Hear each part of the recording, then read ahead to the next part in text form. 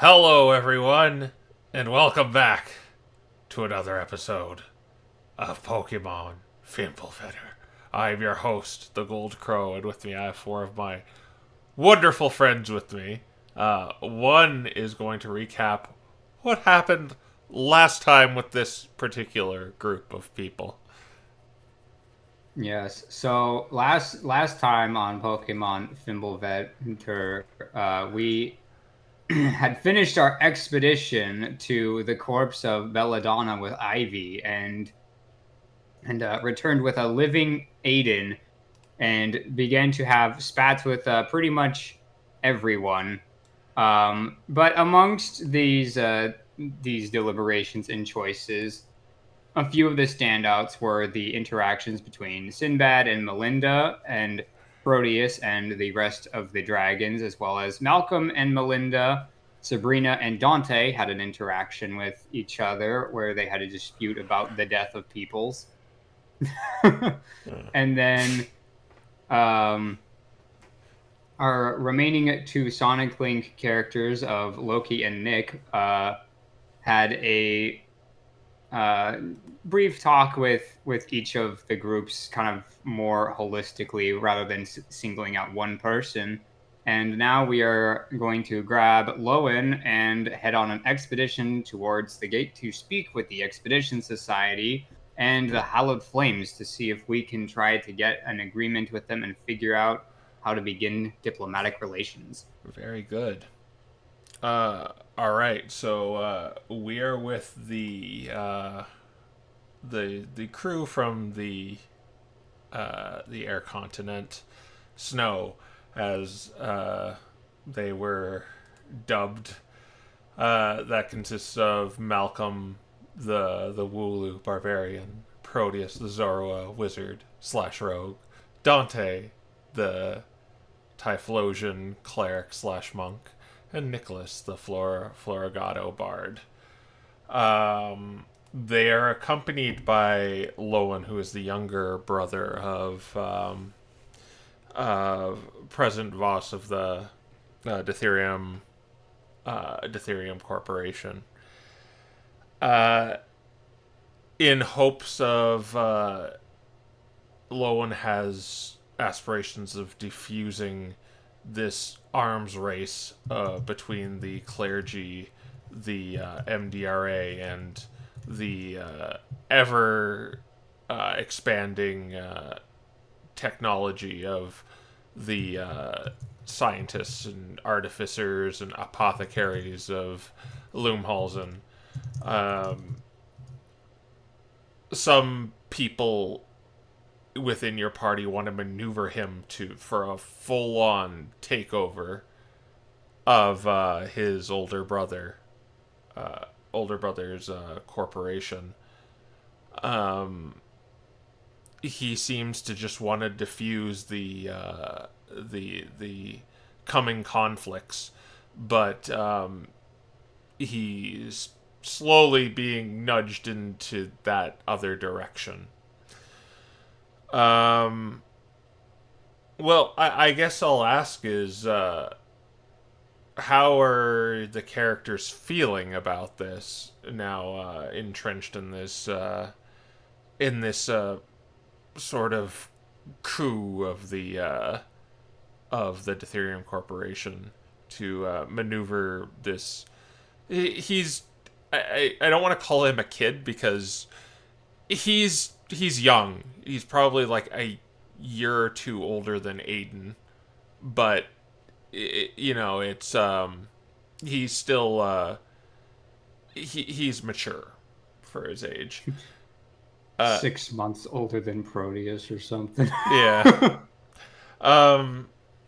So, how do you think the group here, Malcolm, Dante, Nick, and Proteus, feel about this situation they are now in? Let's go first. Proteus is probably of many different thoughts. I think rather than feeling one thing, he feels the weight of many different possibilities. But he also is probably more concerned about interacting with the other factions to make it happen because he can only see it as a domino effect where we have to topple one political power into the next, and he sees that as being a disaster. Funny enough, Dante's in a similar-ish situation, but he's more viewing it from this mindset of like, maybe we're jumping into this and we're in it a little bit in over our heads at the moment with just how much has to be handled. Like, it's a lot to maneuver politically, especially given our eventual plans, and just he's very concerned about the whole inner workings of getting to where we want to and what it's going to take to do that. How does Nicholas feel? Nick, kind of like he's pretty much in this situation where he's like, everything that's been told to him makes him feel like this is kind of a slightly foolhardy mission, but he's still gonna just go at it the best he can, and if that's possibly when things go pear-shaped, it'll be time to sort of plan a different route. So he's more or less resigned to accept what may, and if things go bad, then try and figure out something else. He sort of came here anticipating like his revenge schemes and stuff like that might lead to his death, so he's not concerned about if he might die. It's if this fails, what to do next. Mm-hmm. And what does Malcolm think? Oh, gee, I feel like we could all just get along and be friends, but don't sound like that's going to happen. So I'm just here for moral support, guys. All right. Well, we are going to the gate, correct? Yep. So, all right. Yep. So, we can. There will be no frost checks over here, but we are still gonna do the travel to get there, and the travel rules will apply. So, how fast do you want to go, or is there anything you want to do in particular, or? Let's see. Let's try to set up some blue squares. Yeah, that's what I was thinking. We'll Hexagons. probably want to go Potentially go fast. normal. I don't think we want to go fast, because if we hit some exhaustion, that'll make negotiation I guess that's fair, yeah. harder. And We are ironically, I think making negotiations harder is worse than making combat harder in some ways. Yeah, I that is agree. very true. So I think we go normal, and I think we try and get some blue hexes going. That's what I think we do. All right. I guess the question is who's got the best survival checks? Malcolm. Or Malcolm. Malcolm. All right. If Malcolm Angie does it, I've got 5s otherwise. Malcolm also has a +5. Huh. So Malcolm has advantage. Or is that something that Malcolm would have advantage? Yes. Only if he's raging.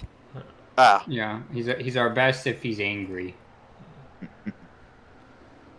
AKA if he's desperately searching for the grass under the snow. that's totally There's how got to you- be grass here somewhere. I'm just saying it's a valid move. We can do it for at least one tile. Probably this one. The first one seems to be Yeah, the that's most what I was important thinking we to did. get. That's So I how I was say- thinking too. We rage the first tile, we Dante the second tile, and then we just move on normal after that. I say we do this one because if we go here, that's just an extra tile that we don't need to do. I want to assume that we can't really guidance this sort of thing because it's a longer. No, yeah, it's longer to do that. More than a minute. You'd have to have someone hovering over your shoulder like a guardian angel, constantly using it on you. Yeah. Yeah. Remember, we're traveling doing that costs a hex, so we'd be moving one less hex each time we attempt this Right. check. Yeah, Well, I but mean, that's that's fine kind of the goal. because we would be one Yeah, short no. of reaching the gate anyway. Yeah, no, I agree. I'm just saying we can't like do it like every hex. Yeah, so Yeah. so the tentative plan is to move like this, and then Yes. Angry Malcolm, then Dante, and this would be our full movement for the day. Yeah. 3, 4, Yeah. 5. Yeah. So it would be a survival check to 18 to get that. Go, Right. Malcolm, embrace the rage, get your like plus infinity to your survival check with advantage. That's a plus 11. Do you want me to? Do you want me to potentially also use enhance ability on my check after? Yeah, on your check might be good. Yeah. All right, let's see here. That's an 18 without the modifier. All right. Well, That's what we needed. you can place it right there. Alright. Da-da-da-da.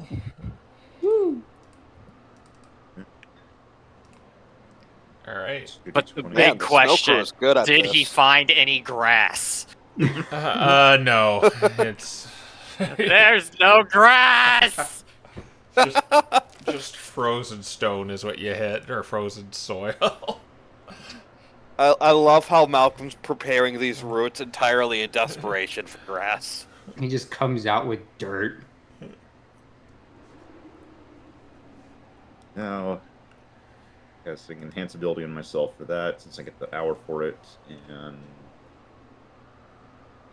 that's a nat 20. Well, that's another tile too. Nice. You can place that. Snow Crew is good at this. Snow Crew is Dante! be kidding. And then meanwhile over, Find grass! then meanwhile over here, Yetis! Yetis and ice devils. Oh my! We're really good at this. It's happening at like the same time too. Yeah. Yeah, it is. The first day, and they both leave, and just Ice Crew's completely bombarded by the awfulness of everything past the gate. But the irony is if this team is over there, we'd be screwed on the first tile. All right. You also have D8s. to roll d8s, yes, for Yep. encounters. We do And not here's get where the people roll blue ones. bonus Three. for the day we put it down. Wow. Six. Okay. 1, 8, 6. I said here comes the ones. I wasn't expecting a 1 and an 8. Okay, so Well, it's been terrible today. the first thing that happens is you hear a ping in your mind, Nicholas, that says, "Have you found the forest yet? If not, where are you staying?" It's Estelle. Yep, figured as much. We found a giant gate. Nick responds with, "We have not yet. We've found this fort. We've been making our temporary residence."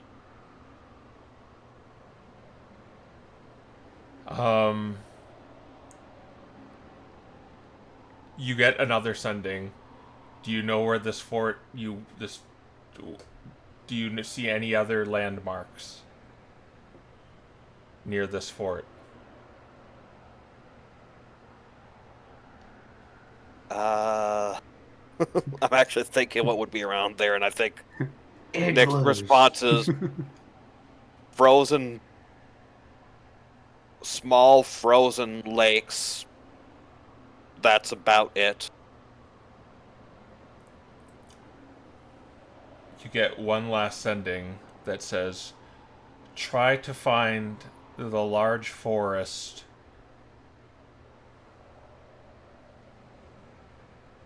or get help from the hallowed flames on the mountain."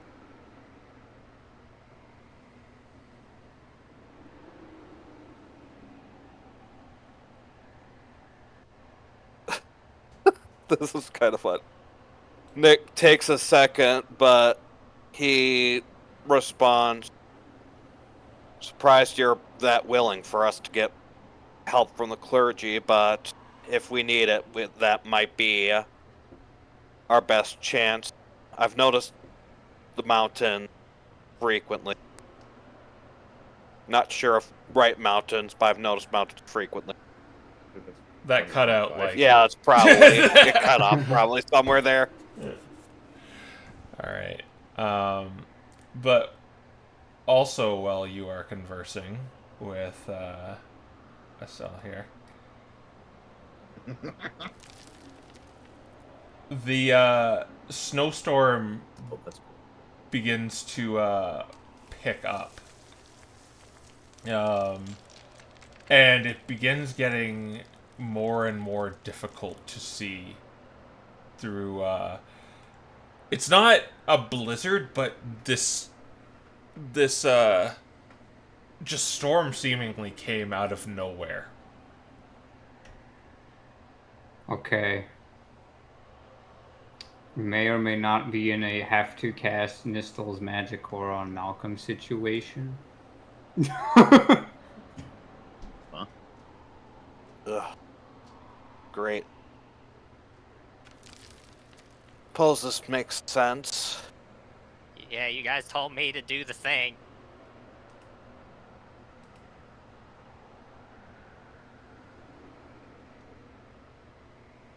It's getting harder and harder to see. We might need to find shelter or something. Wait out the storm. Well, that's not a hard thing to do, I don't think. So hopefully this weather doesn't keep up. Hopefully. Tomorrow's going to be even worse. Find some quick shelter and then... Wait a second. Okay. And then wait the spell. You see the storm in front of you, almost beginning to take shape into something. Oh no. Is it hypothetically, is it a frost slash? No, it's huge. Oh. Is it a mega frost? It's almost like the clouds coalesce into this creature with these piercing blue eyes, and the clouds almost billow from its mouth like fire. Long talon-like claws appear on it. They form, and it morphs into these gnarled, long, spindly, clawed fingers. As it lets out a roar at you. It doesn't sound like a roar, but just a fierce blizzard, like the sound of wind. As the piercing cold is billowed onto you, and we're gonna roll for initiative. Well, this is good. If I have to, I will erase Malcolm. I'm sure that'll solve the situation. And why don't you also roll a d10 for me, or a d4? Sorry, a d4 for me. Who is the you? One of you, any one of you. All right. Well, I got my bad roll out of the way, so we have a 4. So it's 40 feet away from you. Yeah. That's not great. Initiative. I have a 5 initiative. Nick's initiative will be +3. Forgot what it's like to have decent initiative. Unless you roll a 2. Effects are actually on top of the map. That's really Oh, unless I roll a 1. Oh, he did worse than me. Well, that's unfortunate. I was hoping to get off my thing. Oh, I could get off next turn, I guess. Gotta figure out Lowen's initiative too. Yeah. Well, good news is that, how many temperonis do I give out again? It's character level plus charisma, so it's 14 temperonis to everyone. 14. Okay. Yum. Got the extra HP now. 14 So I got 99 now. Ivy would say, I need more of those temperonis.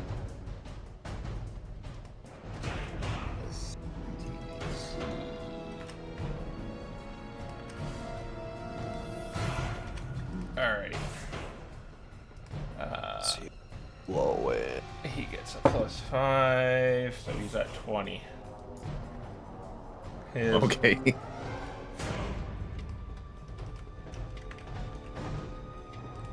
Alright. You can rearrange yourself however you want to. Whoever you think realistically was in the front. Just don't move farther away from it. Right. Probably like Malcolm. As in like the 3x3, or is like if I'm Just in the this- middle, I cannot go. This is just general area. You can just be anywhere in this general Okay, area. the Oh, 3x3. Within that, like, 40 feet around this spot-ish. Probably midline. I imagine we were kind of traveling, like, this way. No, we would have been... Protect the precious cargo. Alright. Well, it's going to be its turn up first if we're all in initiative. Yep. Oh god, none of us were beating that thing's initiative. Well, don't worry. I get a turn with Lois. Alright. And it's gonna started off strong with a, yeah, I of knew it. I knew it. all of you make a con save. I'll do low end while you guys are doing your own. It's like, this is a Before- perfect spot to just get coned. Before I forget. That's why I was trying to spread away from you guys. 15. I mean, what can you do with that range? Low end I pass. just need to stay near Lowen. Let me just see. 16. Oh, what is this, con? Yeah, this is con. No, this is Dex. Oh, Oh, wait, you- I Oh. thought you said con. You said con. Well, my bad. It's Don't Dex. not that worry, changed. this we is just why use the I- same roll change mod? I've got to do a new one because the way Malcolm's features work. Yeah. Oh. Yeah, just do a new one. Okay. Alright, Dexterity. That's the 12. 12. Okay, that turned into a nat 20. 22. Who got below a 17? 25. Only Malcolm. No You, one. Malcolm Wait, yeah, takes Malcolm. Malcolm takes 49 cold damage, while everyone else is only going to take 24. Oh, gee. That's a lot of damage. He took the full hit and he still has more HP than everyone else.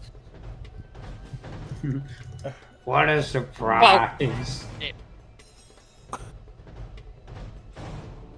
right. Okay, well, there goes all the temporary HP. That's what it's here for. How's Lowen doing? He took. He's pretty hurt after that. 24. So minus 24 plus 1. plus 14. All right, so he's not doing so bad actually. Yeah. Inspiring leader is really great for eating an opening move. All right. Oh, yeah. All right, and it'll be his turn. Do you guys have a stat block, or do you just want him to go away and hide or something? Probably I mean, is there hide. anywhere for him to hide? Not really. It's an Hold big this, open.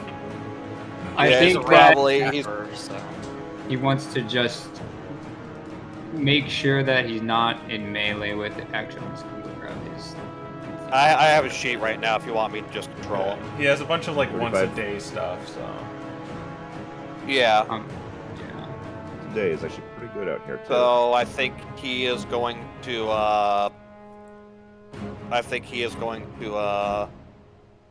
I'd probably just attack Measuring stuff tool. until it gets close. like he can hide with this like waiting moon thing. Yeah, but he can only do it Once once a a day. Yeah. So I'm thinking that's his emergency out button, and for now he just sticks to range.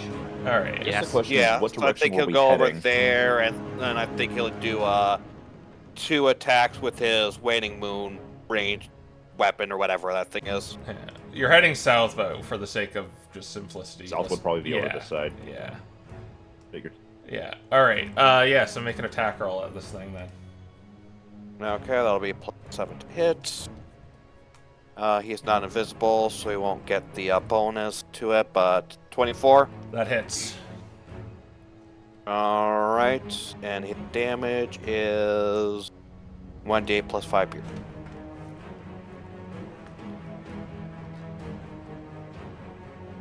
Uh, 13 piercing damage. All right. Second attack. 13. That misses. And you notice, just being incorporeal, the piercing and damage doesn't quite get through. Wow, surprise. I mean, I think it does get through. I think it gets through quite well. Yeah. Yes, that'll be his turn. Yeah. All right. Opening act. Go. All right, so to make it easier for Lowen to hide on later turns, I'm just gonna go and give him a tree to hide behind. All right. You A big giant, or I guess it's more like a rock. Trees are too big. Yeah. It's Big a giant rock. 5-foot tree. Yeah, it has a nice little hole for him in the back to crawl into. Okay. Perfect. All right. And then we go to Malcolm. All right. 20. All right.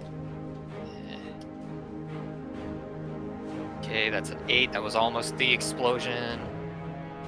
Oh,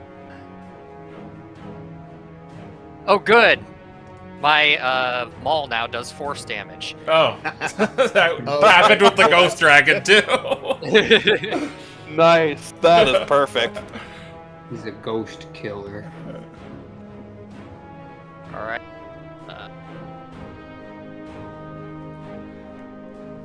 Let's see.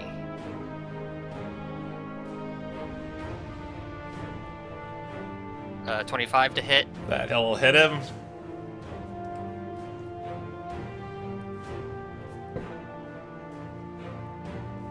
Uh, 24 force damage.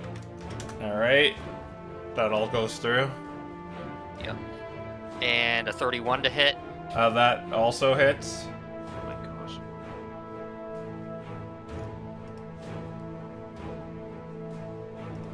26 force damage.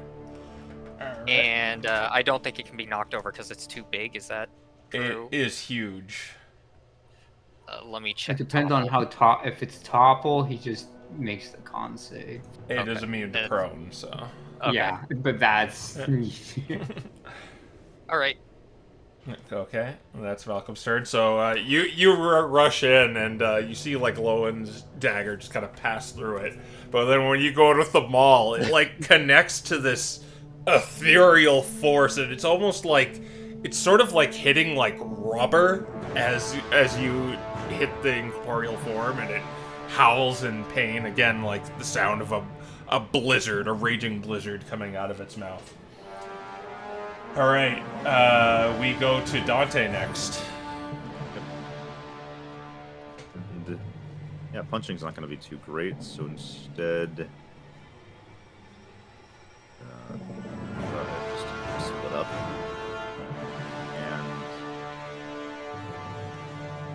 most of my stuff is unfortunately still in that port roll, so I guess I'll just go ahead and try to hit him with. Assuming this big's probably not that great at Dex. Let's try Sacred Flame. Sacred Flame. Oh, I got some bad news. Ah! Oh boy. 16. Wait. 17, so it still fails. Oh, okay, you got him. All right. So in that case, is would be 3d8.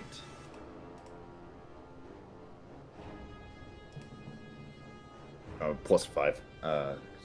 Modifier. So he takes 22 radiant damage. 22 radiant damage. Alright. He is, his strength is waning. I can really do my bonus action, so I'll just be fast and pass turn. Proteus. Can these rocks provide enough cover to hide behind? Unless he starts flying, yeah. From the vantage point. You'd have to go Okay. prone, though. Just because he's huge. I'll give it to you. You can do it. Okay. Yeah. I will, in this case, seeing what Dante is up to, although also, I don't know, from my vantage point, did that look like it was effective, or did that radiant damage look like it was making him have a secondary effect? It looked like it was effective. It seems the most ineffective thing so far was Lowen's dagger. Everything else is struck true. Okay. Then I'm just going to take out the crossbow and use True Strike. Alright. Because 21. Because 21 to hit? Yeah. Yeah. yeah, that hits. Alright, and then that'll do plus 5 plus d6 from Sneaky Snacks because of Malcolm. And then we're level. I hate cantrips. It's just. Well, okay, I guess 11th level. 12th level. 2d6. Yeah, 2d6 12, extra. but Yeah. Okay, so 19 radiant damage from the True Strike. And that has made the storm slightly dissipate, where visibility is becoming more clear. I hide now. Okay. Stealth, the lighting. What is our lighting today? It is brightly lit. Alright. Normal, 24. Yeah, you're hidden. For now. Alright, and that ends the Proteus turn. Nick, we go to you in the back there. Alright, well, thanks to it being brightly lit, Nick is going to use his bonus action to Sunfeather Shroud to behind it. Alright. Teleports behind you, nothing personnel, kid. Yep.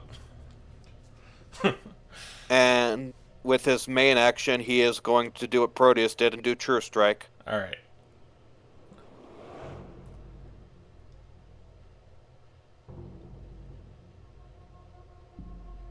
That is a nat 1. Oh, yeah, that's a luck My point. luck Point.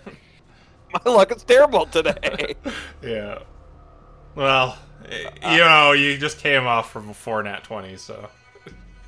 Yeah, fair enough. I guess my luck had to downturn somehow. Alright. balance. Second less good attack. A 4. Yeah. It just goes through this, like, incorporeal storm that you just can't find any purchase anywhere. Well, that was an attempt. Yep, that's Oh wait, let me roll the d6 to see if the Sunfeather Shroud is still existing. Yep, still is active. Okay, that's Alright. So, 2 things are going to happen at the start of this thing's turn. First, someone roll a d6 for that blizzard breath. I'll do it. Blizzardo. Yeah. Yeah, and doesn't get that back. Now, you are in the aura of this thing, Malcolm and Nicholas, so you have to do con saving throws. yeah. Sure, I should have figured it had an aura. 24. You're good. 23. You're both good. You do not take any exhaustion. Oop. Oh, Hit it harder. I think Nick's getting the heck out of there. Oh, okay. Ooh. Good thing you passed those. Well, I guess it doesn't really matter, that second part there. Anyway, it's gonna go. It does not have That's terrifying. its breath at its disposal, so it just has to... Well, you're surrounding it, you're currently flanking it, so I guess it makes sense 2 hits for Malcolm, 1 hit for Nicholas in the back. So 2 for Malcolm, with its Ice Claw. I think it... 17 and 15. The 15 misses. So 17 hits. Yep. That is going to be 15 slashing damage. Or it's 7. And then 10 cold damage. Right. And then 1 is going to go for Nick as well. I think that's going to hit you with the 27. That's gonna definitely hit me. I can't even shield that. All right, This is what it 15, this is what 15 slashing damage and 10 cold damage. Okay. And okay. Got it. All right, that's all I can do. So then we go to Lowen. Lowen is going to use his bonus action to use the rock to hide. Yeah. And Just has to get a 15. Yeah. Alright. So he's just plus 5. Or no, he's plus 9. He's plus 9, yeah. you might want to attack before doing this, so you don't reveal him. Too late Oh. now. He is very hidden. The 5th. I mean, I wanted to hide so that he get the extra force damage from his attacks. Yeah. Fair enough. Yeah. Alright. And after that, he's going to immediately reveal himself to To attack. attack. This thing yeah. is still providing cover, too, though. Alright, he'll need to, like, actually jump out, right? No, I'm just saying for the sake of, like, even if he doesn't hide, this thing is still providing cover. Like, he knows he's... Oh, okay. He's blocking line of sight in case he's going to cast a spell. Yeah. So you can still attack. 26. That hits. Alright. That'll be, I'm gonna roll the, weapon and then force separately. Mm-hmm. Yep. 12 piercing, Alright. and 5 force damage. Alright. So the dagger goes through again, but this time infused with some tech in the dagger to make it kind of thrum with energy, and it pierces this spirit. Alright. And he's just He gonna... will make Oh, he's gonna... sorry, he's still got a second attack. Okay. But this one is the normie one. Well, and it misses anyways. Alright. And now that'll be his turn. Alright, Malcolm. Alright. Hopefully you guys are on point to take this thing out, so I'm going to reckless attack here and forego the thing. Okay. See if it hits. That's a nat 20. Ah, well that... Oh, it yeah, it hit. The hamstring is going to Yeah, take his he's life. hamstring, so let's see, that is D12 plus D10 Let me reveal its HP, plus... too. Oh, it's dead. Okay, plus 15, plus 12, plus 10. This thing's dead. 37. Oh, Barcer, do the math for us. 57. Oh my gosh, you got 2 10s out of it. Oh, wow. No, it 57 was still kind of close. Yeah. force damage. Yeah. And so how do you think you dispatch this blizzard spirit? Alright, All right, so maybe it's like getting ready to do another ice breath, and Malcolm just like winds back up his maul and jumps into the air, and he comes flying down with the maul. It's leaving like a trail of rainbows as he slams right into its mouth. Yeah, and then, like, you go inside of it, it starts to, like, vibrate and convulsing, and it just explodes into rainbows. In a disco ball. And, I love Malcolm dramatic finishes. and the blizzard clears up, and it has been dispatched. Okay, what the heck was that thing? Nick's gonna take the scanner to whatever remains it has to figure out what the frick this thing was. Yeah, it has some, like, ethereal goo. Or not goo, just kind of this residue Rainbow. of ice. Residue. Uh, Yes, let us scan the thing. Scan the rainbow goo. Alright. You're all gonna scan it? Yep, no reason Alright. to. Wow. Alright. I will put it in your scan log.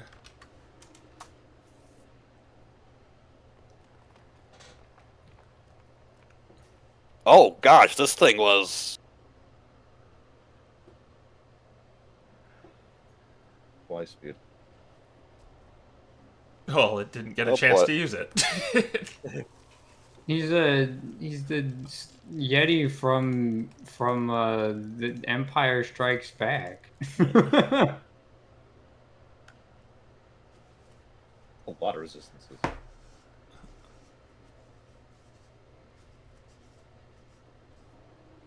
Alright. All right. Well, Yeah. Oh. Lowen says, "Wow, you're really good at this. I don't know if you're as I don't know how as well how proficient you are compared to the other group who's been here for so much longer. Meanwhile, in the other, run away!" even though if the tables were turned, this group would be in a much worse position. Well, they did warn us I mean, about this. Yeah, we've seen. I mean, I think this is our first major incident of the things that are actually native here. Since last time, we mostly ended up dealing with that creature that comes from that creature that's Meteor. the meteor. But yeah, these things, the creatures here are no joke. And Hopefully news the is at other least they're group not- is managing to avoid it. Good news is at least the fort seems pretty well held down. yes, I believe I spoke with that mage that is there. Grimoire, was it? She seems to have some sort of ward over that fort. What do you make of the group we are with? I like them. I mean, like, there are two little Arakellises there. What's not to like? Well, I spoke with one of them, and he seemed a little bit paranoid, but he seemed like a good person. They seem fine, but they've definitely more or less given up on what we're trying to do. Mm-hmm. They seem to think we're basically on a fool's errand right now. They do have I more think- experience than us here, so I'd have to ask a bit more why that is. I think they have some loose cannons in their setup, whether they are aware of them or want to acknowledge them or not. I will say, a factor I did not anticipate on is being entrenched in these dragon politics as well. Certainly a lot more than I was expecting in that front. I've heard the stories of such creatures, as that's where the dragon-type Pokemon roots are said to begin with. I just never thought they were true, and to ever see one, let alone 6.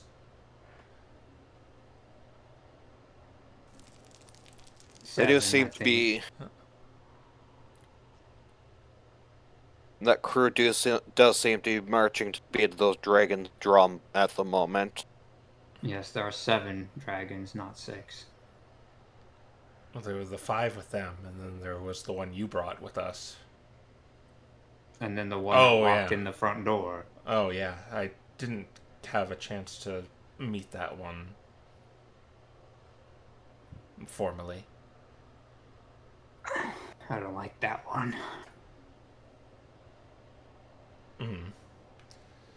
It's Can't creepy. say I do either, but for now, I don't know. For now, it's just best to keep an eye on it whenever we're around and see what it's trying to do.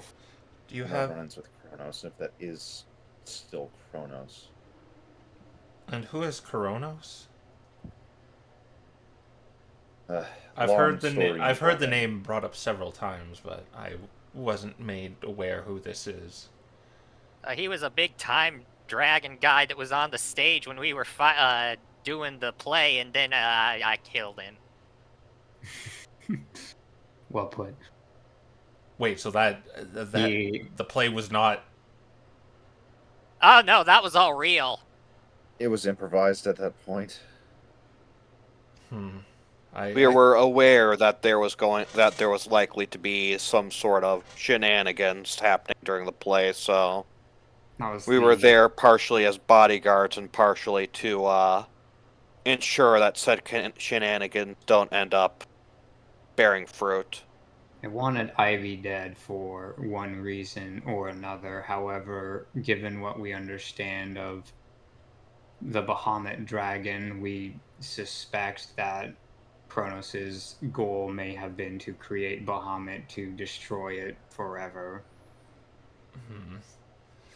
Well, I'm not too savvy about these dragons, so I don't know what advice I can say to help. It's just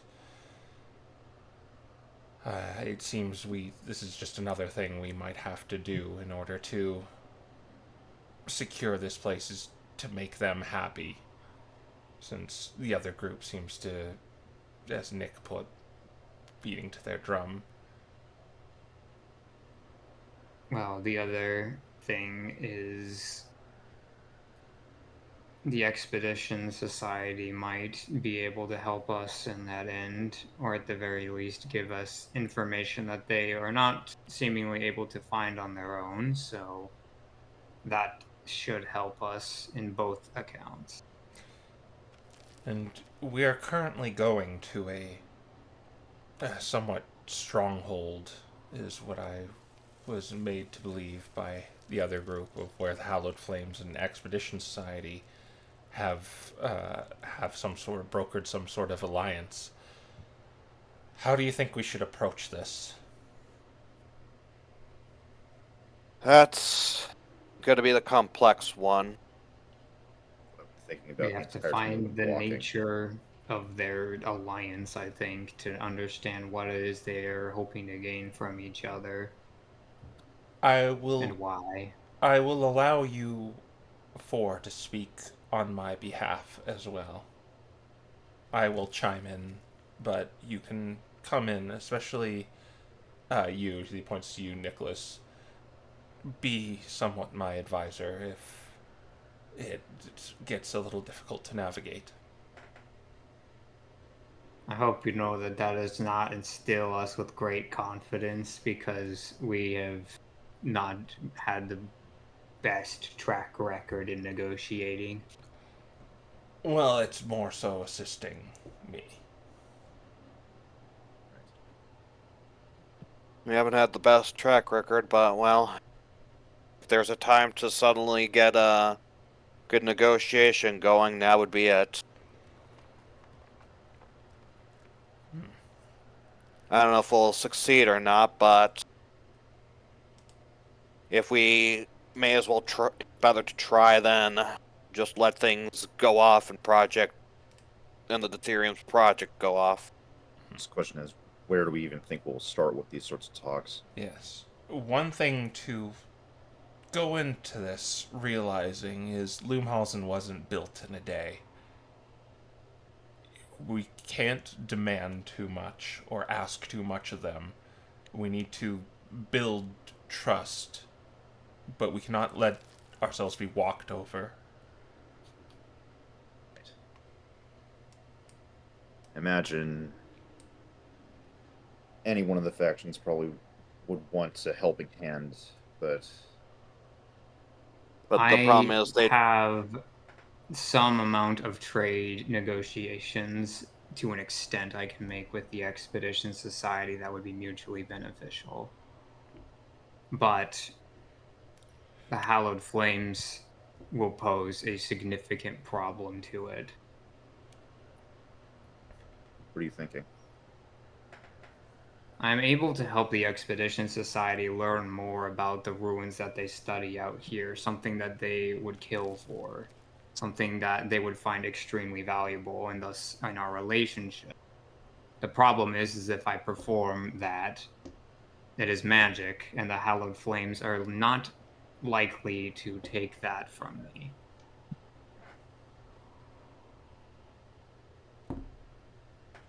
at the very least, if you're doing this for the Expedition Society, then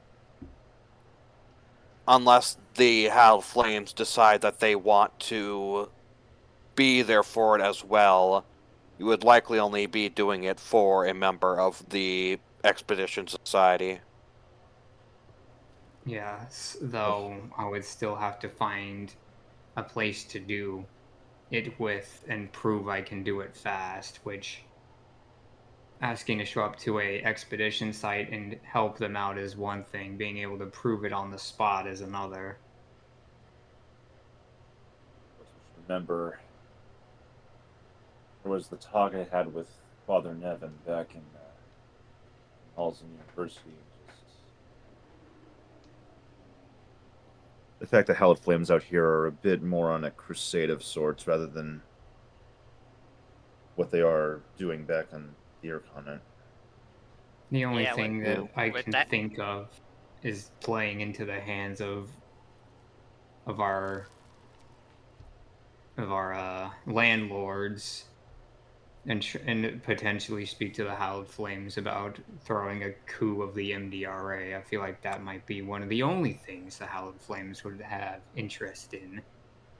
Well, It's actually, a- I kind of Being so blunt about that isn't a great idea. Go on, yeah, I Malcolm. don't. Thank you. Well- Yeah, I don't think that's such a good idea, Proteus. Considering, like Dante said, that the Hell Flames are on a crusade down here, it'd probably be best to run the idea of a coup against the MDRA with whoever is in charge of the Expedition Society, along with whatever's going on with along with what's going on with the artificers due to the Theorem Corporation. They're probably a lot less likely to immediately try to go and kill a bunch of people and wait until they've gathered enough information to do something instead of doing something hasty. If we Of course, want them I to would like. speak with the MDRA, we need to make them feel comfortable with whomever they are speaking to. Currently, they do not. You know, of course, the other thing is anything like talks of a coup right now is just completely off the table. That can't happen until much later. I think that is you're wise in that, Dante. It's too drastic a thing, even if it is warranted. From what we heard from the mage back in the port and the rest of them, it's something that we can't lead off with. We'll get strange glances, and it'll be even harder to build trust if we're so willing to be like walking up and saying we want to overthrow one of the main groups here just immediately. What's going to stop others from thinking we would do the same to them? Exactly. Wow, I mean, We want them to talk to the MDRA. I don't think that's going to start out. But I think what we can do at the very least, if we want to play it smooth, is tell them that they should be prepared for a counteroffensive and a big one. One thing we do, I don't know if Hell Flames are aware of what the MDRA want, of the MDRA's fascination with the meteor, but one thing we could negotiate with them is we have information that the meteor is not what the MDRA thinks it is. Well, And we plan on trying to get them dissuaded from doing whatever they want with the large meteor, using it as for whatever research materials they do.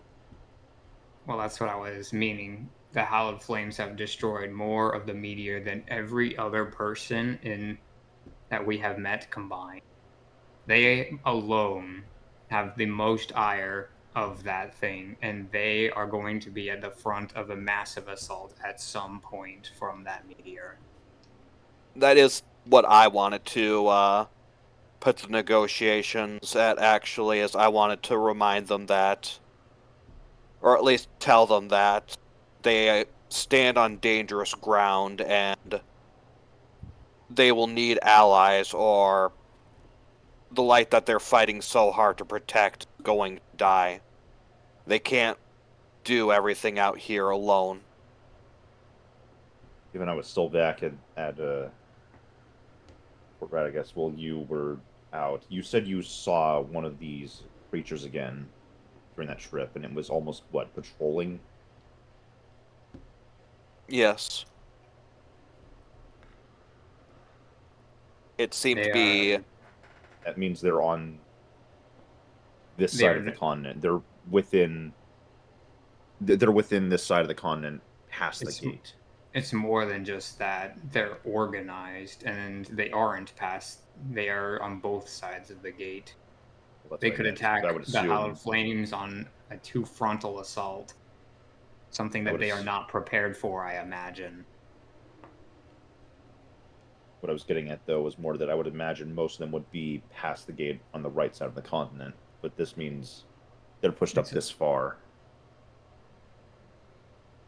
So presumably anywhere where there's enough ether, it can coalesce, I suppose.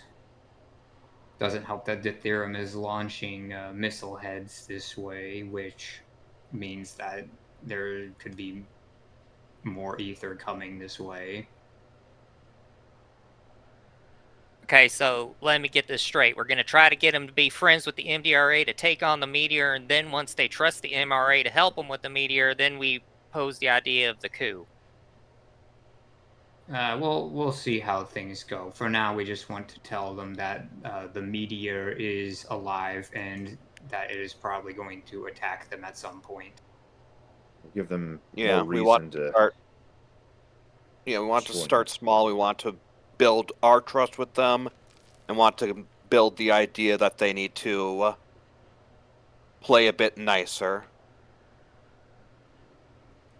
Well, right, but if you just lead with the meteor's gonna eat you, then that's just gonna make them even more crazy, and they'll just get more hasty and do something, go right for it, and get themselves killed. I mean, we can't stop that. Well, if you say that what we can do is say that you not talk we are over me going when to I'm talking, warn please. the MDRA. I wasn't finished. Well, neither was I.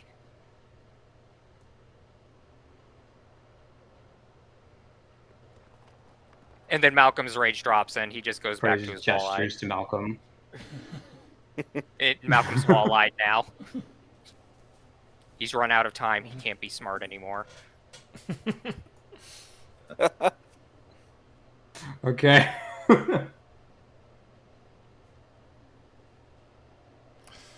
In any case, we should rest for the night. Yeah. Alright, I'm going to bring you back here. So you were on a normal pace, but you made 2 tiles. So you should be 1 more, right? No, I think we calculated that would it's have been right here. 1, because 1, 2, 3, 4, 5. Ah, right, you're right. You were on the thing. Okay. Yeah. All right. You can take a what'll essentially be a short rest, and then we will travel again. Just in case, gonna do a bit of dice rolling. See, I was at 89 HP. I don't think I need Oh, to do yes. some of these. Hit dice. And you get the temperonis. Thanks, dice. There's no reason not to roll HP. I can get back 10 within like 2.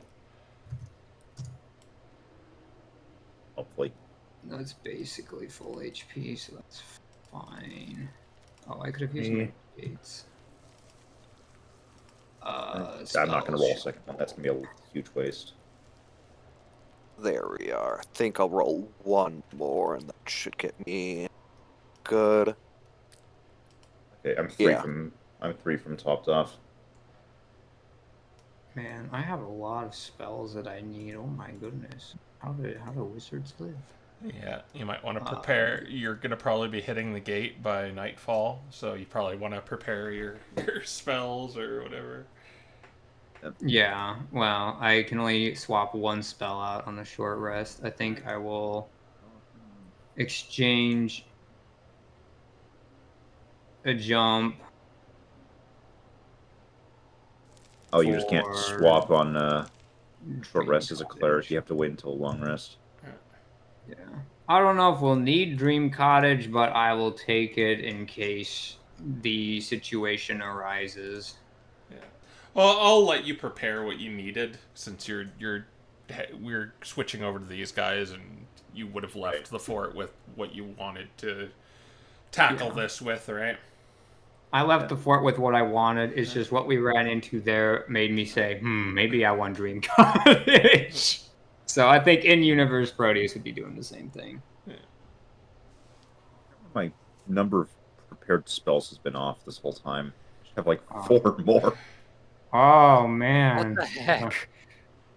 I never updated it holding out on us. I never updated it from 7th level. It's like 11, 12, That's 14, 15. Yeesh.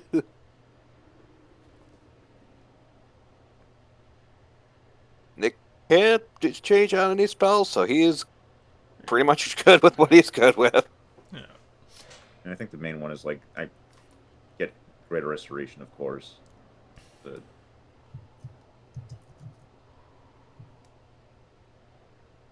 Okay. Well, you can make a move towards the gate. You can vaguely see it way off in the distance. It's a massive wall.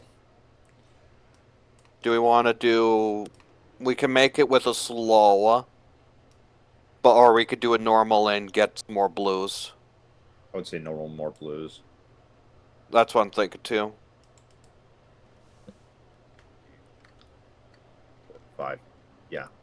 1, 2, 3 to get there. So yeah, we can try to deploy more blues, could get depending on how many potentially resources we 2. want to expend. I mean, I suppose. Well, no, Malcolm is down 1 rage, right? Yeah, No, I think Malcolm not- gets them all at short rest. Yeah, He gets 1 back. he has Oh. 4 left. Yeah, so up to you if 4, you want to 3, use 3. it. Oh, One rage. I mean, I guess it's up to him, but one rage doesn't sound too big of a deal. Yeah, I can manage it. would be down to just 1 second level spell left if I do enhanced ability again, but I think it's worth it personally. Yeah, I mean, if you need a second level spell, you can just upcast. Yeah. Yeah, it is a long-term investment that we are making. Yeah. We're making a long-term deposit. I've got the pearl power. I can just get that spell back. 88 days. Oh, it's 8 here and 8 over there. Oh. Oh, okay. Ah. I was like, 80. All We right, were in there forever. ready for me to roll? Yeah. Sure.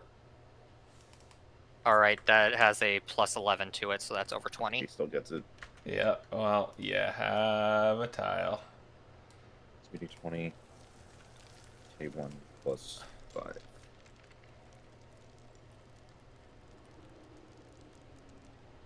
Your All turn, right, Dante. next one. Dante. That's an 18 on the die.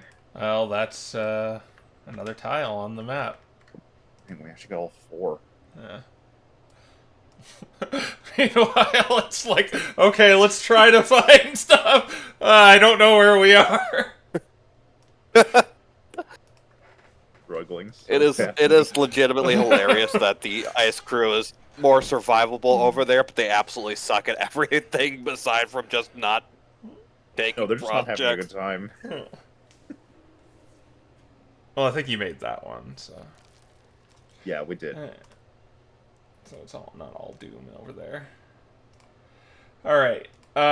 Yeah. So you plot a course through the map, and eventually you hit this massive wall. Oh, are we not rolling d8? Oh, roll a d8. Yeah. Ah, So the power of the D8.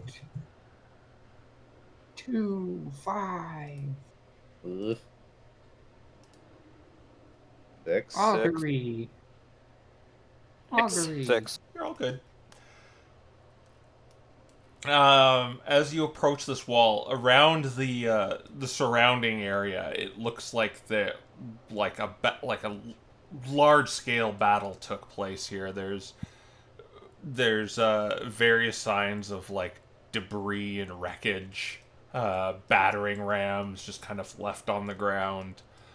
But and they are all in front of this enormous wall where you see pyres of flame being on top of it, like almost like a guiding light on each of these like garrisons here. There is, as you approach it, there are heavily armored Monferno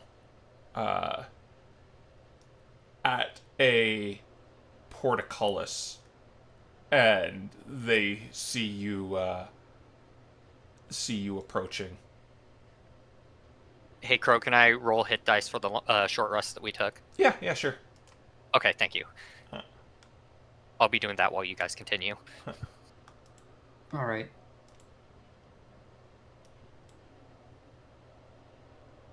I guess, how are they looking at us? Are they looking at us warily, or? They look like sentries. You can't even see their face because they have like a helmet on. Does it look like That's what we're snow walking. troopers? Yeah. I guess while we're walking, Dante will at least just raise an arm up in greeting. Just They kind of firmly, they put their spears to the side, not like really pointed at you, but more of like just like they have the stick in front of them. All right. As in the tip is pointing towards the sky still, but it's like No. tipped towards us. The tip is, they're holding it horizontally. Okay, so the tips are pointed at us. No, they're having both hands and they're pointing off to the side. oh, Okay, so they're just diagonal. still in ready. Yeah. Nick is gonna take a deep breath, and he is going to say, he is going to say, "Hello, we are travelers here with a representative from Deuterium here to speak to the leadership of the Howled Flames and the Expedition Society. We have been told that they are here at the current moment. Is that correct?" They look at each other and they hold a hand to you as one of the guards and raise the gate and just wait there 1 second. I was going to turn you off, but you have brought a political figure with you. Yes, Brought what with us? a political figure. Oh, okay. figure. Right. Lowen says, yes, I am Lowen Voss of of the Detherum Corporation. So you are made there to wait for about 15 minutes until the other one hurries back and kind of in the kind of formal sentry march, and he says, "Let them in. Commander Uriel wishes to see them." He nods and he says, "Yes, you're free to enter. I will escort you." Nick gives a nod and says thank you, and he begins following him in. All right. You are brought into these towers, kind of flanking the portcullis, and within these towers, there's again, it looks like a massive battle took place here. There are bloodstains in the stone, and there's it looks. That's mainly what you see because you can't really scrub that out. But it seems like it is being offset by holy symbols and iconography of the hallowed flames in various places. You see various candles lit, and wherever they can get a holder for it. They take you up to a room, or they take you to the higher tier of the wall, and they begin bringing you along it. This 100-foot tall wall that you're walking along. You can see off into the other side of the continent, or should I say, you can't see because it's just pure whiteout out there compared looking over to the side you were just on. It's very similar to the monster you just fought, but it seems like the whole continent is engulfed in that. But he takes you to another sort of structure on top of the wall with a stone door, where he opens it for you. And within it, you see a Blaziken, also kind of decked out in full plate, but he has his helmet kind of tucked under his arm. He has it looks like he has a long sword at his side, too. He was when you open the door, he was having a word with one of the clerics, one of the flame keepers, before he nods at them, and he turns to you. And he says, "Well, I certainly wasn't expecting this." And Lowen says, "Yes, we are here under strange circumstances." And he says back, "Well, it sounds like you want some sort of meeting with me or whatnot." If That is correct. These are my advisors and envoys. They will speak on my behalf if needed. Very well. But we have a particular way of doing things around here. If you wish to engage in conversation, what matters do you wish to discuss with the Hallowed Flames here? Well, I guess the first thing that we come to tell you is a warning. Something that was discovered recently is that the ether is alive.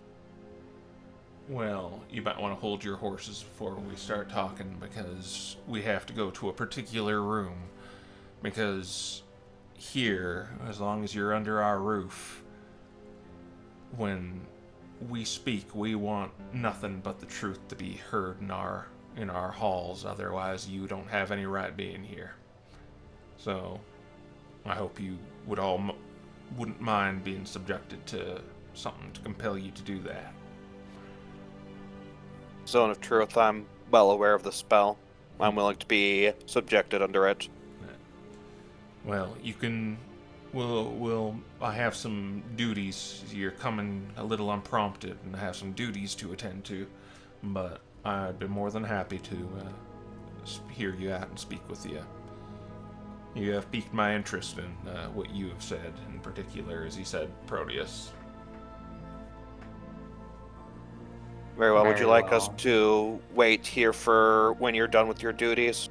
Yes, if you would, you're free to rest up. We'll break some bread with you, make you feel comfortable as best we can. Very well. Would you allow me a question before you are off, though? And what would that be? Is the Expedition Society or their leadership around here as well? That is, well, we'll talk about that once we're in our meeting. Very well. All right, Flame be with you. Flame be with you too. And he gives you a nod, and he walks out.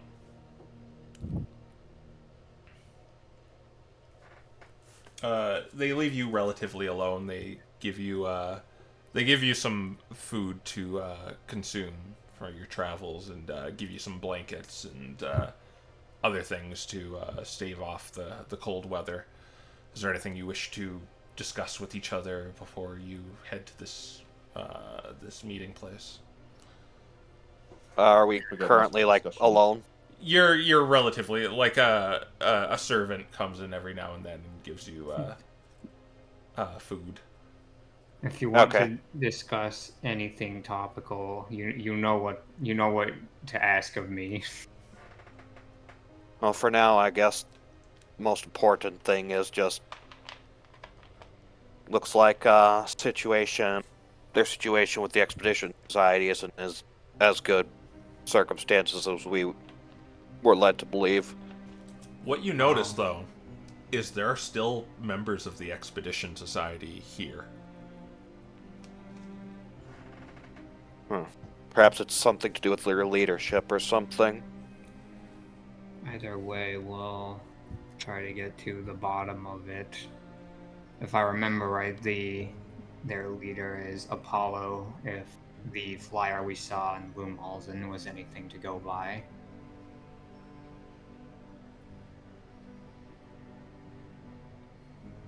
If we're lucky, he's just attending to other matters, but, well, you should be ready to work through that conflict.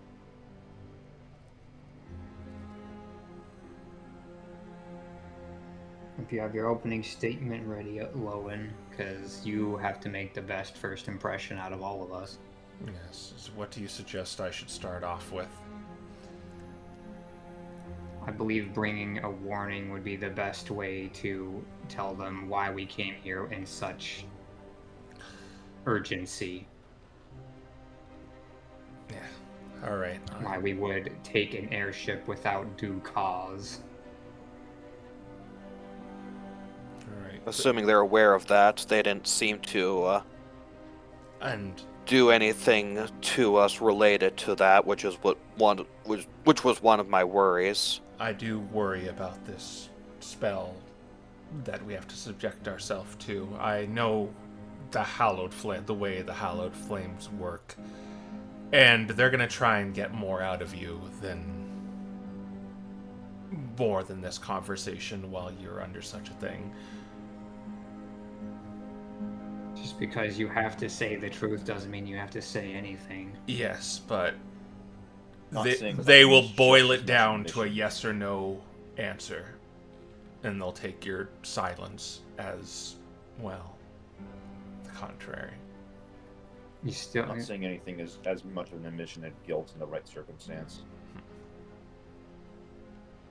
Still, I think regardless, as he said, their negotiations will be done under it. Regardless, the only thing we can really do is back away at this point in time if we want to avoid being subjected to it. And I think Correct. backing away would just give us a much worse image. Proteus Given the way that they will- conduct their talks, we'd always be subject to this in the end. So it's this or nothing. Go on, Proteus. Would you want to say, Fire Alley?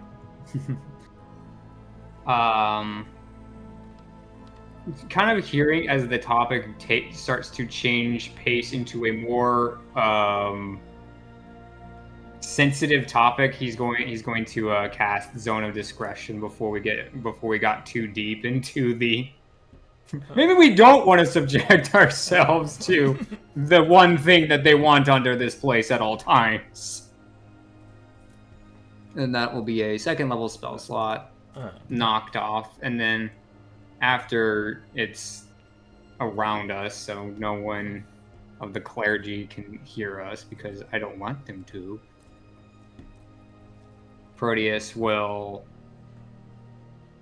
say, I can potentially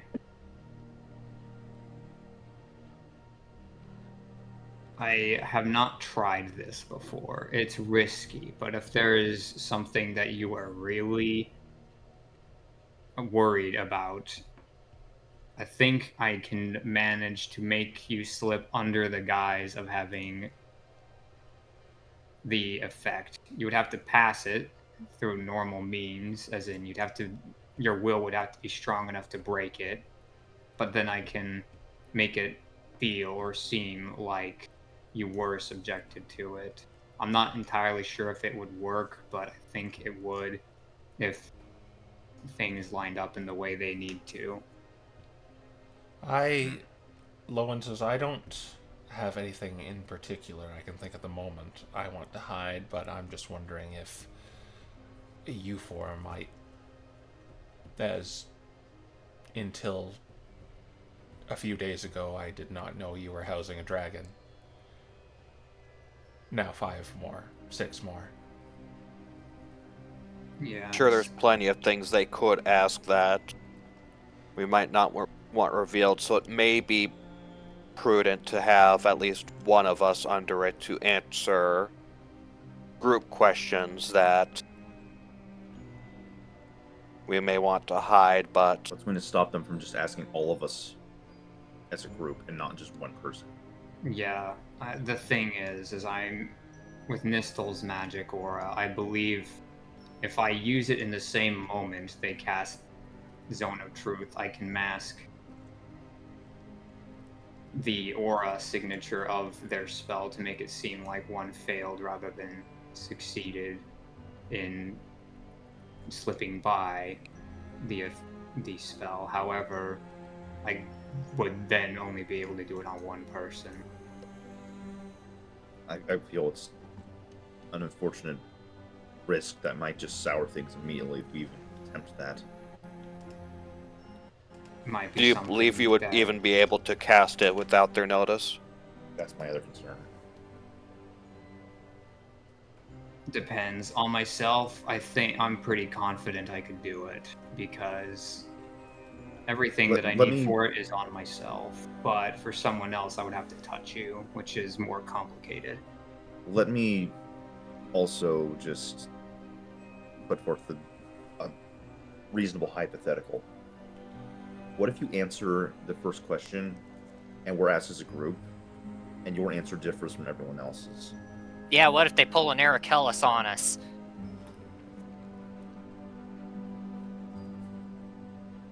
I think that we're risking immediately ruining everything by attempting to conceal anything here, as much as them asking questions that might come off as gotchas. A clever way to go about this spell is you're just not allowed to lie. It's telling, you can tell it, you can still respond, you can lie and still tell the truth in some ways. It just might be a little hard sometimes. I can't really give an example at the moment. I could possibly give one. Huh. Technically, It's like if they were to say hypothetically, Have you or have you not seen a dragon? yeah, and you could answer with, we've seen a lot of things out there.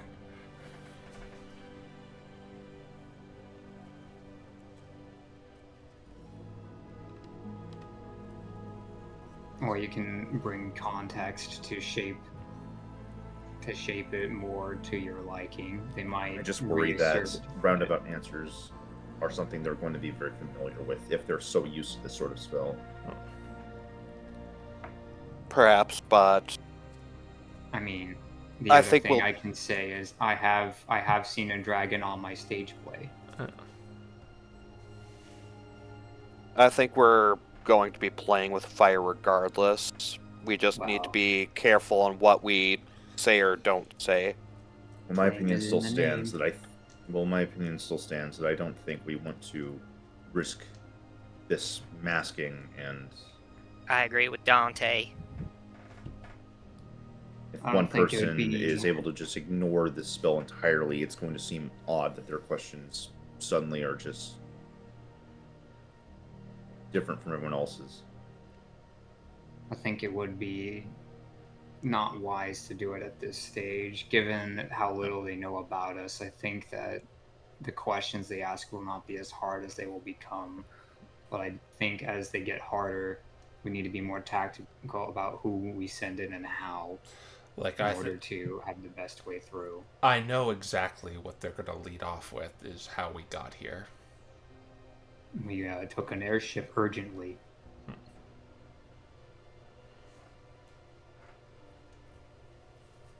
Would that actually even pass through, now that I think about it? But they might do follow-up questions, which might make the lie harder too, if we're going to even lie about that. I don't think we I should. mean, I don't think we should lie about that. They are going to learn about what happened one way or another. What we need to do is lead them into thinking we came here so urgently because we discovered the ether was alive, and we felt it prudent to warn those in direct conflict with it, being the 5 factions here. And what if they ask when we learned it? Because we learned it on the airship. I mean, we learned it on the airship. We lead them to believe it was within the hangar.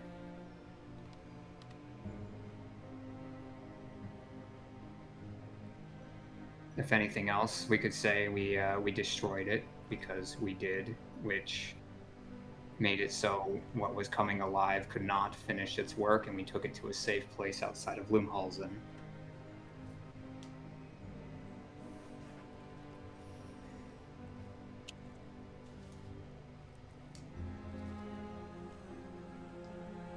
I think that's the best opening that we can give to. But we'll try to cover for each other where we can. Just be ready to hear Dante or me in your head. Alright, are we ready to go in then? I don't think us waffling about here discussing hypotheticals is going to get us anywhere. So yeah, I think we're best to go in. I do have one more suggestion. What songs do you know on that instrument of yours? A decent amount. Why? Could you maybe play something to calm my nerves? Maybe all our nerves? Yes, I do indeed have a song that's perfect for calming all of our nerves. And technically that's not a song, that's a other thing, but yeah. Nick's gonna He's play the familiar. song infused with this like smell, and he's gonna cast Calm Emotion. Oh, I meant Bardic Inspiration. Oh! Oh, right. that's just do both. It's an action and a bonus action. yeah, sure. He's Yeah. going to do both. All right. He's gonna dump BI too. I think everyone is basically just gonna empty his BIs, but yeah. Yeah, I think that's why. Yeah. So yeah, Nick's gonna dump a BI into everyone, and just for the flavor, he's going to cast Calm Emotion as well. All right. How long does Calm Emotions last? 10. I don't know if it's like an hour or not. I don't think it Is it matters too much. It's but a minute. It's emotional support. Yeah. Yeah. It doesn't really matter too much, but yeah, just a minute of just these calm tunes as he gets bardic inspiration, I guess. All right. You have 5 people. You're just giving out 5 bardic inspirations. Yep. All right. Cool. All right. So you are taking over There's kind of a separate door that they take you out of to another one of these rooms on top of the wall, and you see they bring you to another one where you see Commander Uriel again, and there also in the room is a female Charizard, kind of decked out in armor too, and a few there's a Magmar wearing priestly vestiges that is also in the room.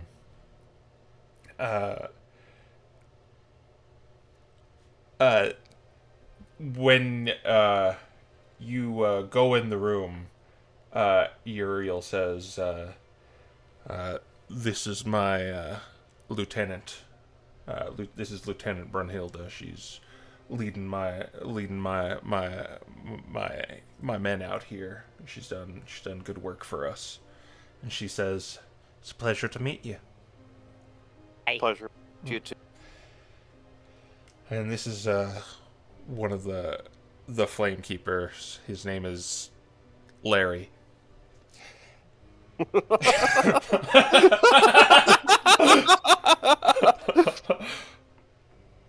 Calm Emotions didn't prepare me for that. He will be performing the Zone of Truth. And you have any opportunity you want to step out right now. I just want to make sure the truth is the only thing that rings in this room. Okay. All right. And Larry casts Zone of Truth. It is a charisma save. I was about to say Loki. Nick is going to willingly fail it. All right. I think everyone's always planning to willingly fail, unless anyone isn't. Yeah. I guess Fire Alley's burping right now, but I assume Proteus is going to, but you know what they say about assuming? Yeah. All right. Well, I'll just assume that he is going to fail it. Otherwise, they're just going to kick him out.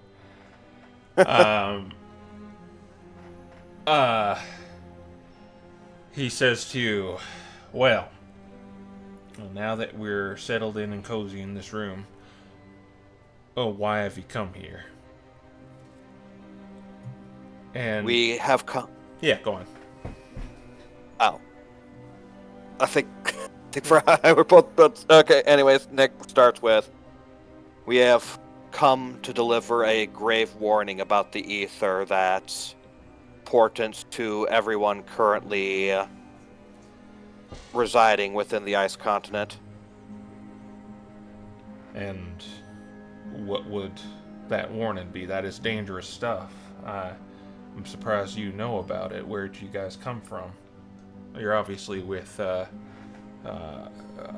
Lowen Voss here, but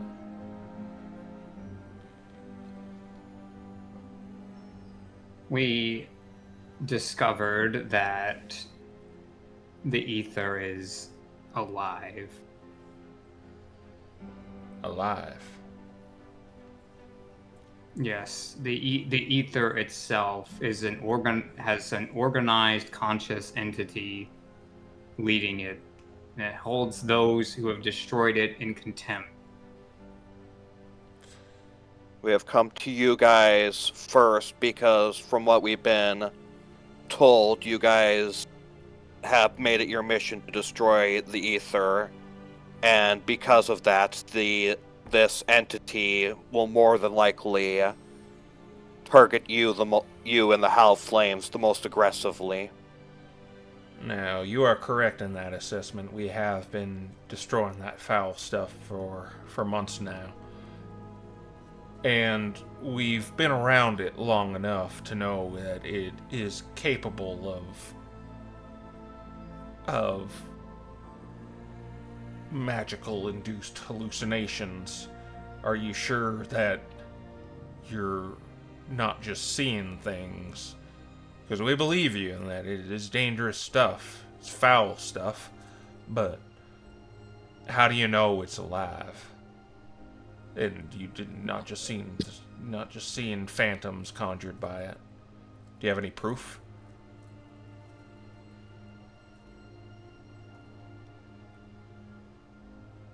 Proteus will take out the little box he keeps his crystal in to and starts fiddling with it in his fake artificery way.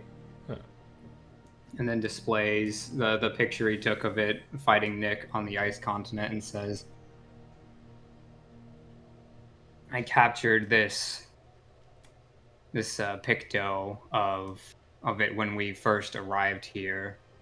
It was already aggressive to us before this, but once we arrived here, it seemed to redouble its efforts to try to stop us from even reaching this far. So, Brunhilde, and he nods over to the crystal for her to look at it.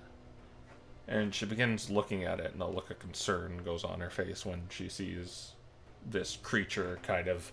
It has, like, ether kind of embedded in its body, and she says, by the flame. This wasn't our first encounter with it. Our first encounter, this thing has directly shown previous memories of the ether being destroyed very intently to us. Now, why you're claiming it's going after those who destroyed the meteor? Why is it going after you folk? Because we were alerted to its presence by being hired to confiscate it from those who had smuggled it onto the mainland. And who hired you? We were hired to confiscate it by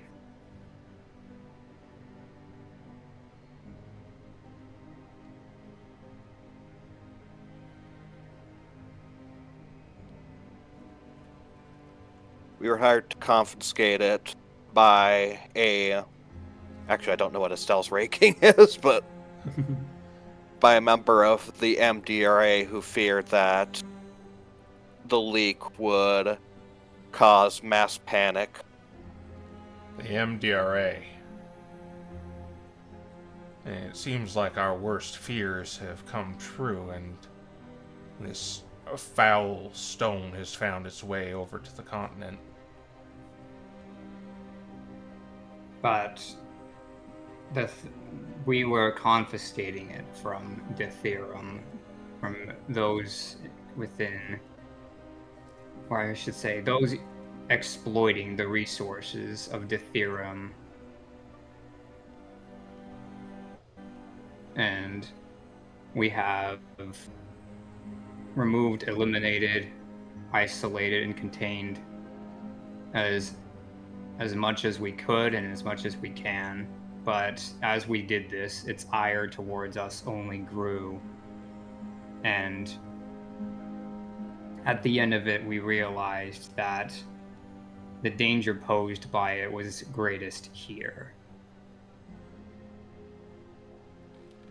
And we knew that both you and the MDRA were destroying it as far as it was concerned. I understand you two may have disagreements on what that entails, But Well, when they create magic items out of it, they sever it from its consciousness. well, I have half a mind this leak is because of them.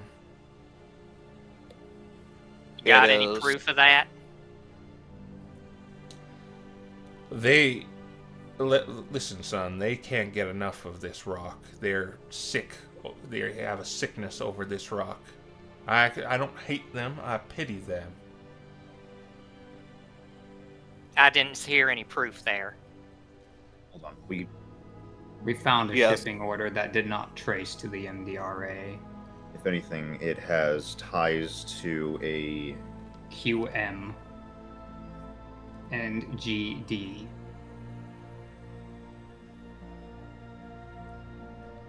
They look at each other. QM. Yes, Correct. we were hoping that you might know more about this. Again, our job is to contain it. I will also point out we are not working with the MDRA on an official level. We are working with a member within it who is concerned about its escape.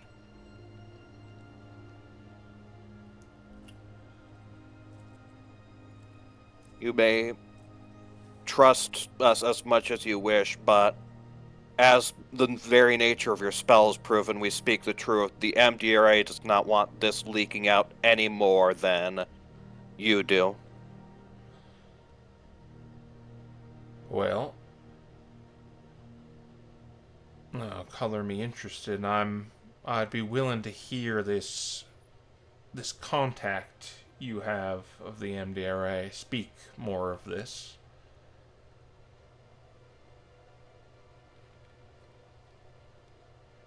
I'm able to. I've been in some amount of correspondence with this contact, and if possible, I would actually like for you to potentially meet and negotiate with the MDRA.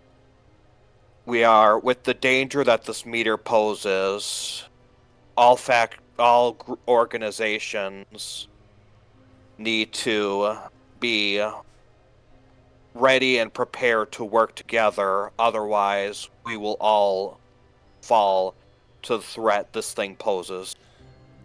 I've top of the already existing issues that is, well, continent and its effects back home.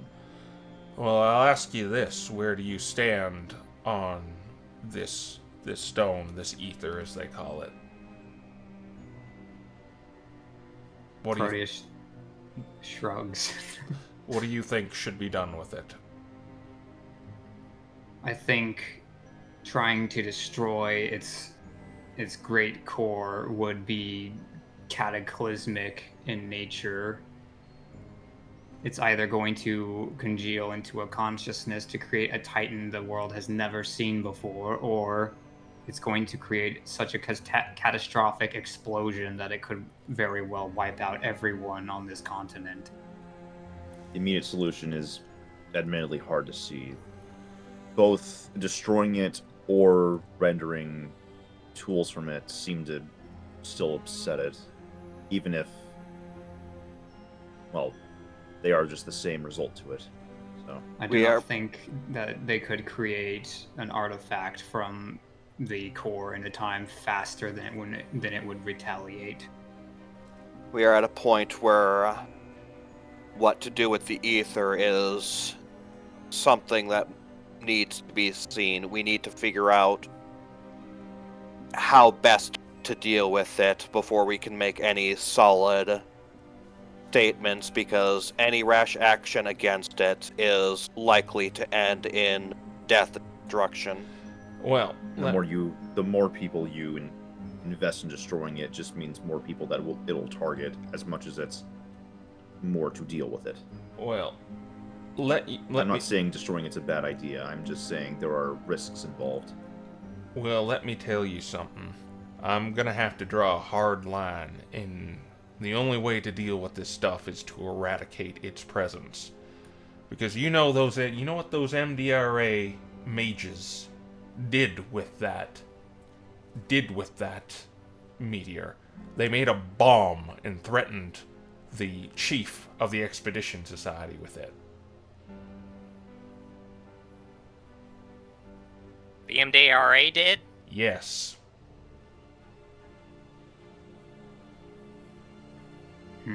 Well, we Well, no. our contact.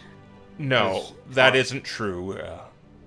A notorious villain got their hands on this bomb and threatened the chief with it.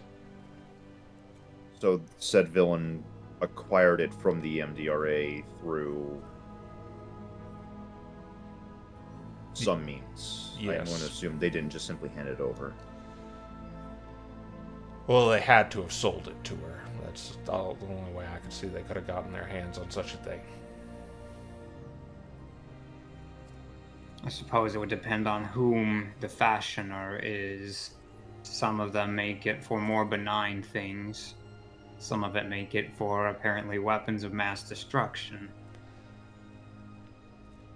But either way, as far as the ether is concerned, both that and normal destruction are one and the same. At this point, I don't care how it is removed, so long as it is removed, because the less of it there is, the better. However, the ire is going to turn to you and the MDRA most effectively from this creature. Working with each other might be one of your better methods preventing a massive assault. Well, that's why I'm interested in at least speaking with your contact, because let me make one thing clear here. I don't trust those mages, especially when it comes to this this stone. They're addicted to it, and the only way to get rid of that addiction, as far as I can see, is to eradicate the stuff completely.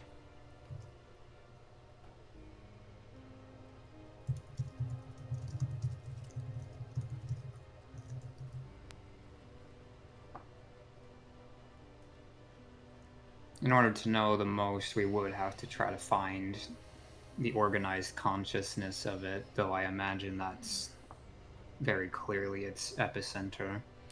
Well, from what you're telling me, it's sounding like it's the crater.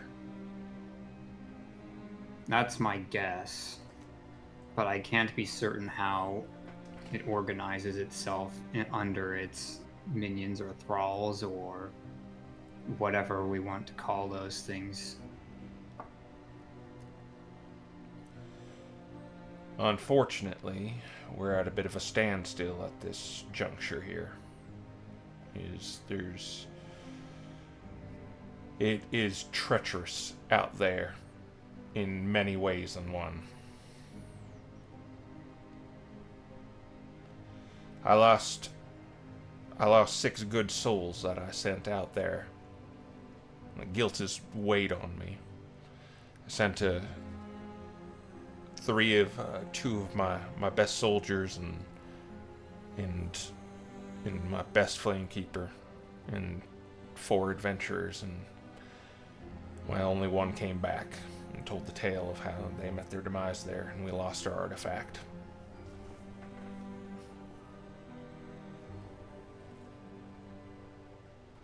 What was the story? There was a threat here we call gnolls that my soldier says ripped them all apart and took the Ashen Scepter with them.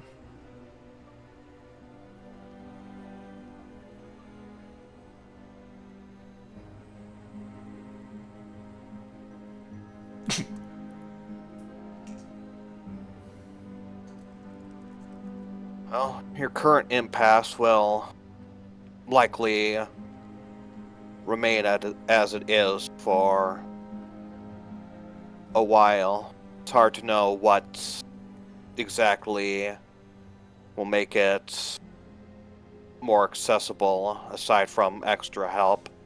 That being said, we have been led to hear that you were working with the Expedition Society, but you have said you have implied at the very least that things are more complicated than that. What has exactly been going on there? We still do work with the Expedition Society. It's after the demise of those 6 good souls, and when being informed of it by Zacharias, the chief of the Expedition Society, Apollo, took a collection of a few of my men and several of his. They were able to brave some of the other side of that continent with some trinkets they possessed to give them resistance to the frigid weather, but they have not returned.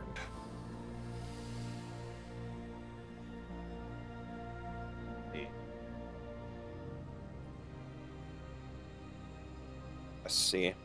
Where were they headed off to? They were off to the battlefield of the where we believe took place with Sigurd, Sabrina, Sinbad, Aiden, Zacharias, Claudia, and Loki.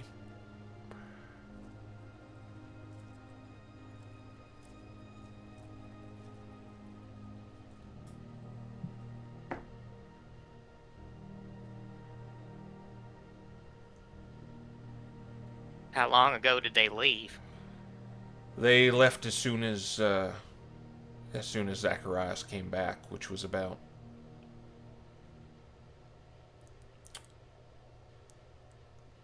a week and a half ago. You know how long it takes to get to the place they were at? Not really. We haven't been. I've sent a few of my soldiers with these trinkets with cold resistance, but it is deadly out there. And there was another thing they brought back with them in their searches. What's I don't- that? They bring back. I think just madness. They were claiming they were attacked by angels that were releasing demons.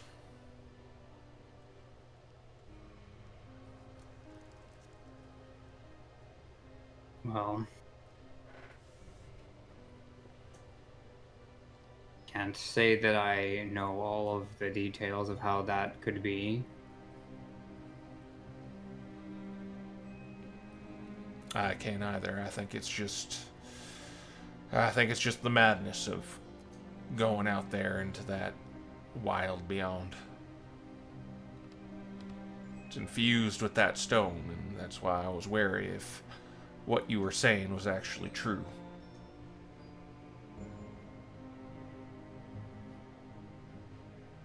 Seems something's happening. We don't have all the details yet, but that is quite concerning.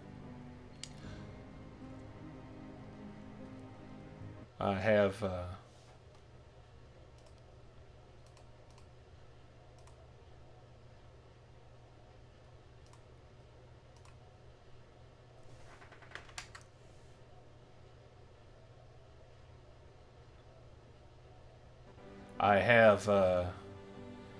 contacted about this angel business. I put it up to madness, but I'm contacting the apostles to maybe come here and investigate this matter a little more.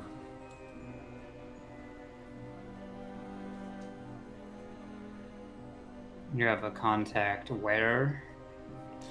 It's on the Mist Continent.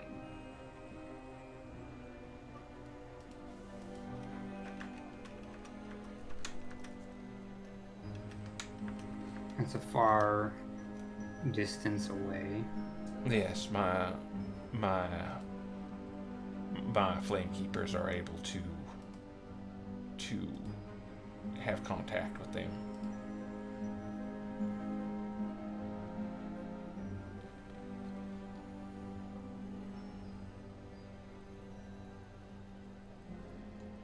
I'm just going to make sure I understood that right.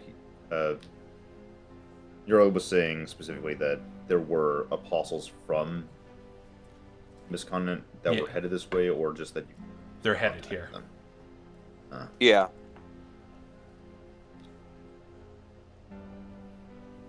So they're not here yet, and probably going to take a while to get here. Yeah. Are they of your same faith or No, they are not. another? They are not.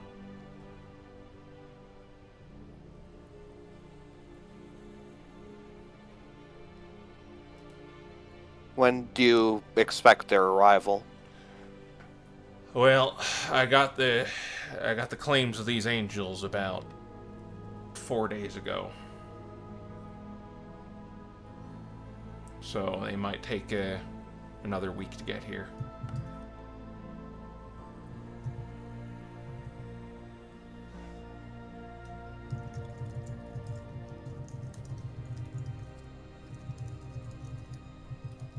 But that being said, I can't allow you to go on the other side of that gate. That's more than likely fine. Regardless, we are ill-equipped to be making our way over there ourselves.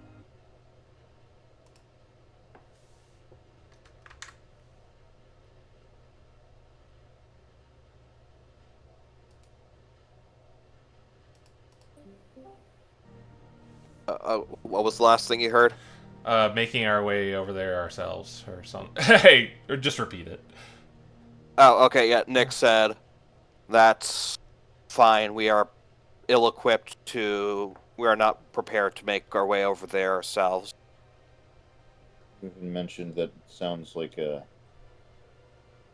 sent a rather experienced group out there, and they met their end. Yes. And I wouldn't. I'm kind of. I'm sending out detachments to try and locate what happened to Chief Apollo. As it seems we need the Expedition Society's gear to even attempt to forge out there. It's a shame we came so far and now we're at a standstill here.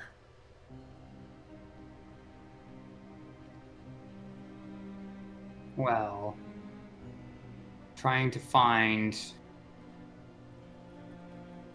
from my understanding, there is or was a commerce platform with the MDRA here. I'm not privy to the details. Yes, it was in Calder, the docks way over in the western part of the continent. Yeah, it's simply because they're obligated to sell their magical goods. Then perhaps we could procure something to search for Commander Apollo from them. Well, like I said, I don't want to send a bunch of civilians out there to try and go on a suicide mission out there.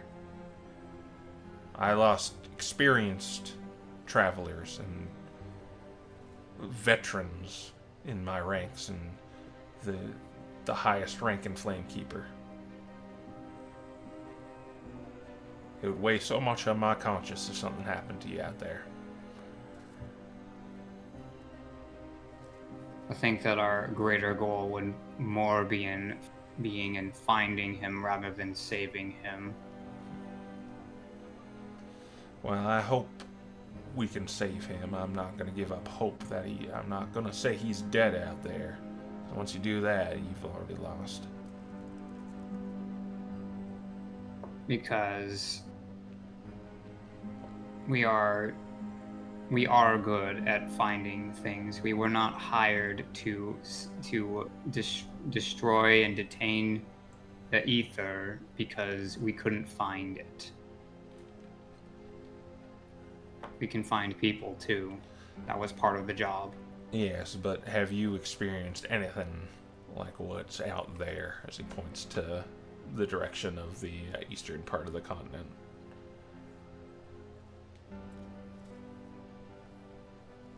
No one has. Not really.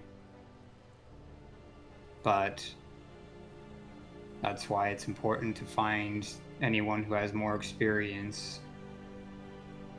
And while we may not have as much experience as others, we are not ill-experienced with it. We had to face the bitter cold just to make it this far, and we were ready to pay that price.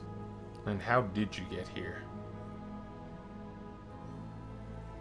When we learned that the ether was alive in part of a deuterium experiment gone wrong, we took an airship with it on board to the ice continent as a means of both destroying it, quarantining it, and getting us here to warn others of what it is. Before you ask anything else, Commander Uriel, yes, I did take a steal, if you want to use that word, an airship that my brother, Diedrich Voss, was constructing to travel the air continent himself. Or the ice continent himself. And I am the one who suggested to do such a thing. And we did not do this with criminal intent. We did it for exactly what they are telling you. To prevent conflict and violence and chaos and horror caused by this meteor. The danger posed here is, the risk posed here is greater than I think anything any of us could possibly imagine. We're not in a position where there are safe options anymore. Drastic measures had to be taken.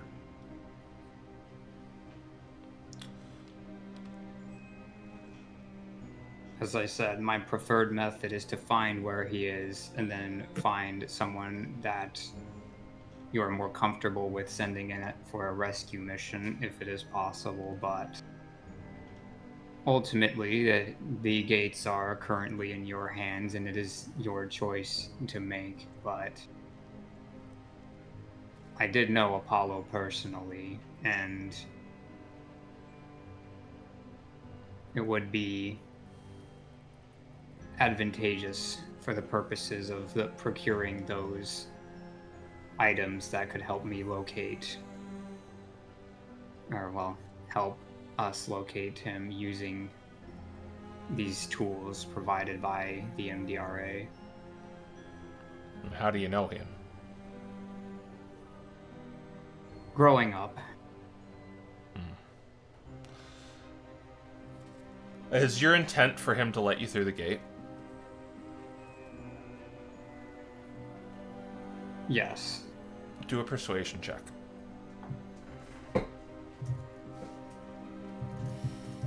Alright. Persuasion. Is decent.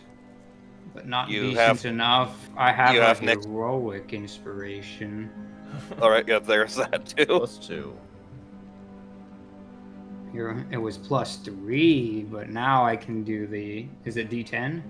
D10 plus 2. Okay. That's 20. I'll mark off my inspirations. He said he sits there contemplating a little bit, rubbing his chin. Now, I still don't feel right in the mind letting you through there just to get yourself killed. Even if you do know him, and I understand you maybe care for him and wish to see his safety, but that might just lead us to just 2 missing people, 4 missing people, 5 missing people. And I don't want to call my men disposable, but they're more experienced. Do you have any reason why you're the best suited for this job going out there?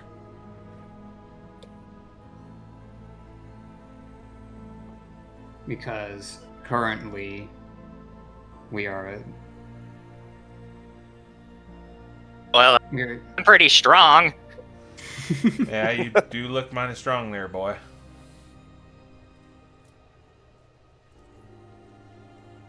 We are here willing and prepared to do what must be done. And it's like I said before, there are just simply no safe options left. If we sit around and do nothing, then everything will collapse. We've gotten this far through many fights and many trials trying to find, contain, and destroy what ether we can. So we are not inexperienced ourselves. In Yeah, fact, I'd say we almost have like 12 levels of experience or something like that. Yeah, that's a lot of experience. Do a persuasion roll, Nick. use your 12 levels of experience. I'm sorry, I had to. Yeah. Oh, not 20, okay. Wow. Well, I don't think you would have gotten here if you were just a bunch of layabouts or green in the gills, as they say. But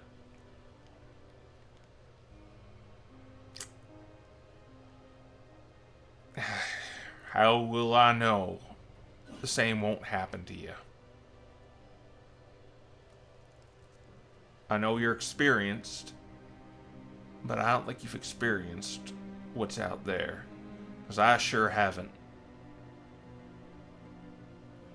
And we need to procure a way for us to forge ahead, so we can get some work done in the Flames' name. And Well, What if we can find a way to make it easier for us to get out there? Like some of them magic items. if you are capable of providing your own means of getting out there, and what you've told me so far, you do seem like a capable lot. I wouldn't want Mr. Voss here to go with you. I think that's just too dangerous for him, but you seem to be some seasoned travelers. If you can provide your own, because, well, we can't really provide you with anything. I can only provide my men with what little resistance we still have here with with them scouting out. But if you can provide your own, then, well, it might come back to bite me, but I'll let you go out there. Okay. We do intend to find our own means of protecting ourselves over there. So That means I don't think we plan traveling immediately, but Okay. Yeah.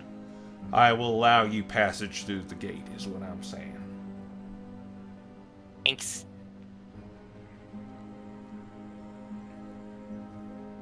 But I don't want you going out there too far.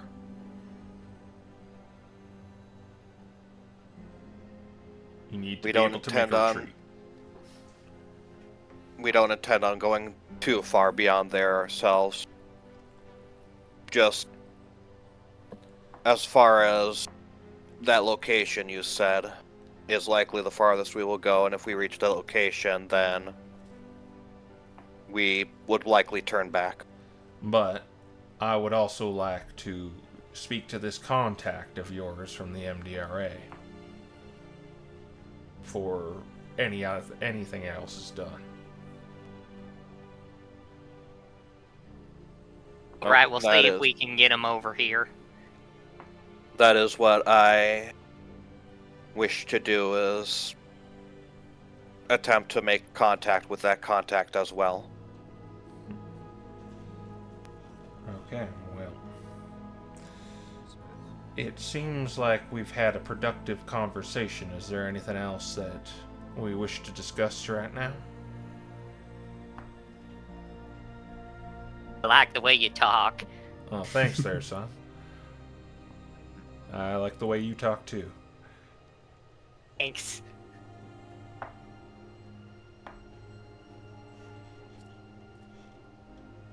I don't believe I can think of anything, at least as of this current moment. Yes, there's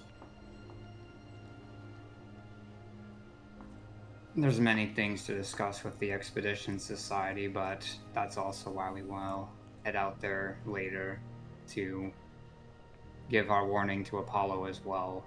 Mm-hmm. In fact, I would like to have another discussion once he gets back here. That's something that I would like to do as well. Well, very good.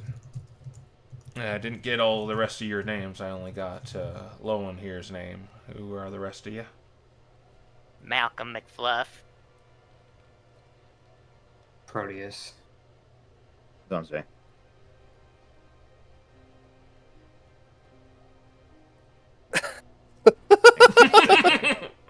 Yes, I am thinking. He's like, will Zone of Truth allow me to say Gorb? The funny thing is, I'm actually not sure because, like, Nick's kinda in that Batman situation where he considers Gorvin his name because he considers Nicholas to have died when he lost Timmy. But I don't know if Zone of Truth that interacts with Zone of Truth or not. Let's see. Can you have two names? Because I think it's. I mean, Proteus has two names as well, but I think he's gone on for Proteus for longer than he went for his original name, so I think it supersedes. Are there people who would exclusively call you by that name? Yeah. I mean, yes, there are. Yeah, I think it would work. Yeah. You could just... Alright, then yeah. Nick will say, my name's Gorvin. Okay, very well. Well, you're free to bunker down here and rest up whenever you pass by.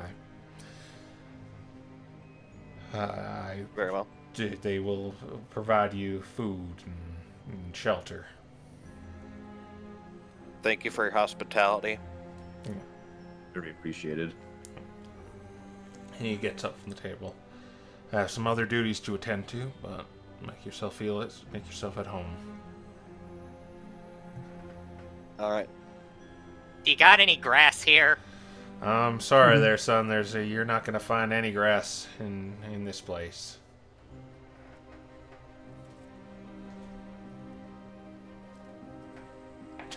Just silence. Is my mic not picking up half the time? Malcolm went, ah. Oh no, we didn't hear that. Yeah, I didn't Okay. pick that one up. Alright. I thought it was just a case of him just like 1,000-yard stare looking at the floor. I No, was no, thinking that. he made a very upset noise. And they begin leaving this small room. Alright, they're gone, and Malcolm's like, there's fake grass in Loomhausen, there's no grass here. You guys are just trying to take me places where there's no grass.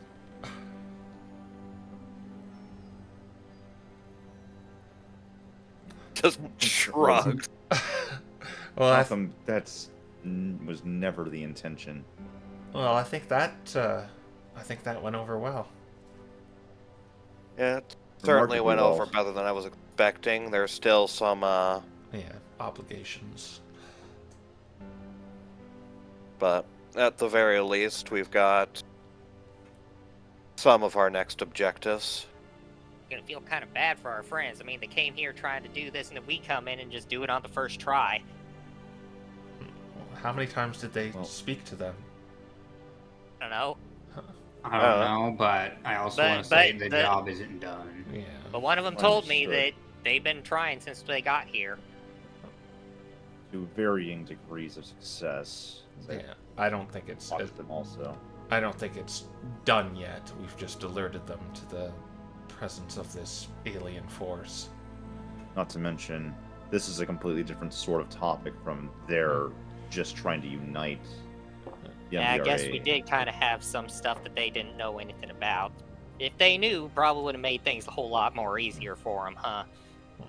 And you did see also Uriel's hesitancy with any ideas outside of destroying the ether. That's gonna almost certainly be the most major sticking point. Well, we It's just gotta large- find someone who can from the MDRA who can convince them that making magic items does destroy it. Don't know if that's entirely the issue versus making anything from it in the first place. Oh, just I for sure. suspect the issue is entirely that making these magic items is considered, at least to the Hallowed Flames, a grab of power. Yeah.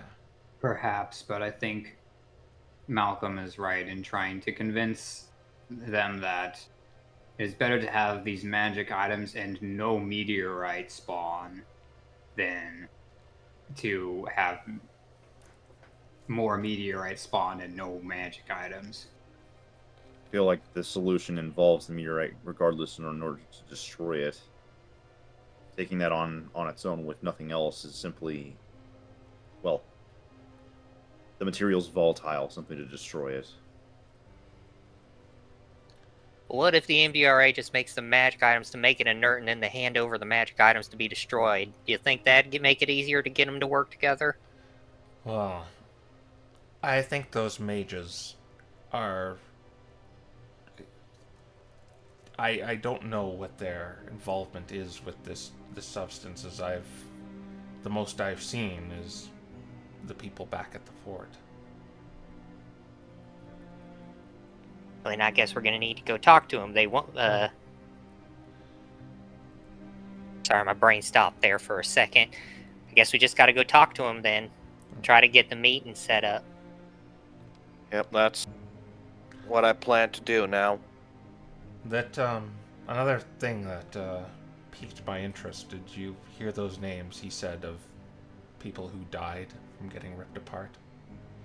Yep, that's Yes. why I didn't say anything.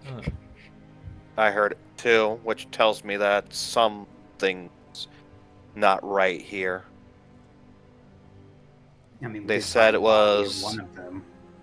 Someone returned. Only one of them, he said, returned, but that person's testimony said they were all ripped apart. And yet, Yeah, which we know We isn't know- true because we found the corpse of one of them. we know that, Let's Three just of keep it them. on the down low for now. yeah.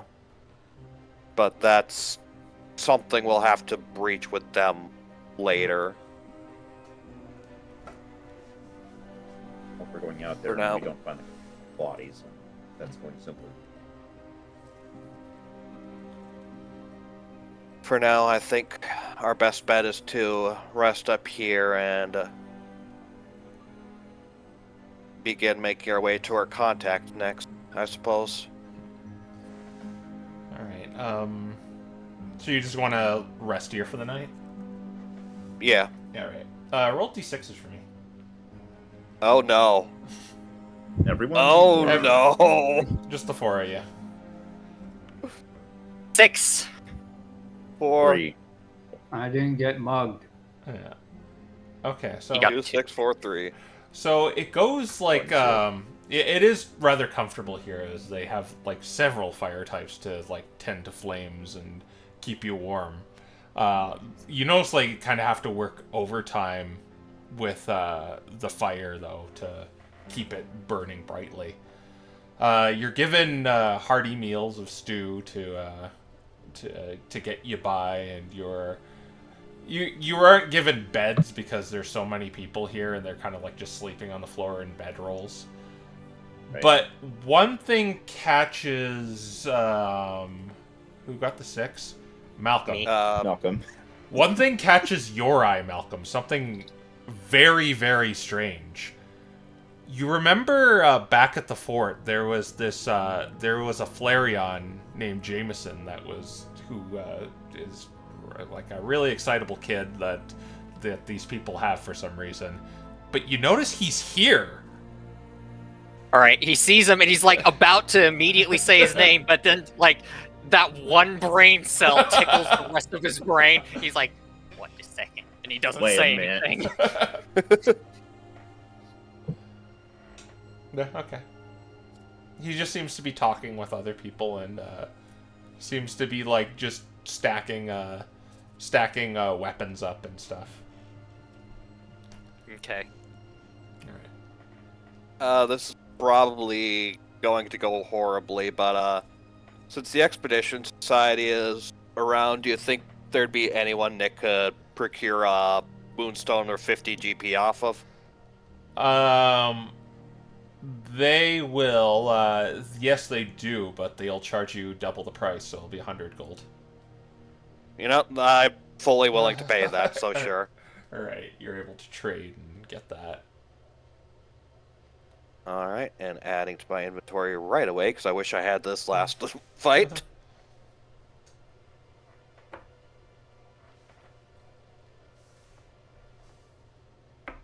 Is there All right. anything else you all wish to do?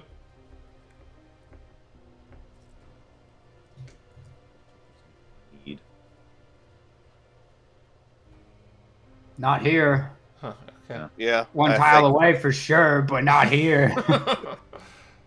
Yeah, I think, unless there's anything else, I think we're good for the night. All right. Well, you can get the benefits of a long rest. Neat. And what would you plan on doing afterwards? I think we're probably gonna head to the forest. Yeah. Nick, Alright. once we've gotten a little distance, Nick's probably going to use this sending scroll, but that'll be after we get a bit of distance. Yeah, We wanna when consider we're a making this hex tile below. away, I'm going to do things. All right. Well, let's. Oh, can we make this tile blue since it's basically on the gate? Yeah, that would be like a nice sweep here. You Yeah. should do Yeah. that. Yeah, let's do Yep. that. Can we use like the rest of the previous night to do that? Yeah, sure. You had some Okay. left, right? Yeah. Oh yeah, we did. So yeah. Yeah, definitely did. Do we just get it since we're safe, or do we need to make the thought- rules? You need to make it because you're more like charting stuff, not so much. All as right, a- here we go. We'd have I- a chance to do it like multiple times, I think. Well, let's see how Malcolm does. Yeah, he got a 22. All right, this is Oh my blue. gosh. This is the power of primal knowledge. The mean- power of hunting I ground. would the have sheep. I would have never expected barbarians to be good at skill checks like this, but here we are. Meanwhile, over here, it's just 3 depressed people watching imps do 3 Stooges routine with a dead fox next to them. Well, not at this point. Not that many days yet. No, you're overtaking them now. You're. Oh, we Yeah, are. we're overtaking them. There Oh are my 2 gosh, days. I didn't realize it was that short of a time span. Well, Yeah, we we get went to pretty an fast. awkward situation here soon, but we'll see what happens. Yeah. I mean, And, unless like we're probably not going to go to Fort Radagast unless like something bad happens. We're probably just going to follow the Yeah, because we're blue brick road to the forest. I mean, we could get to the forest today if we just teleportation circle there. I just didn't want to do it where the Hollow Flames could see me. oh, Does Proteus know the MDRAs? He knows that one, and he's gonna. No, I know Fort Radagast, which has cut our travel time down by a full day. Oh, right. So Yeah, but it you is wanna leave faster if I do it that way, but that also means we won't come back home the same day as some other people might. Gosh. But we have to move to at least this blue tile here because I'm not casting that where no Hallowed Flame Man can see me. All right. Yeah, the thing, of course, is then we're gonna have the resource to worry about, and then well, I guess we just Lowen asks, should he stay here at the gate or should he come back with you?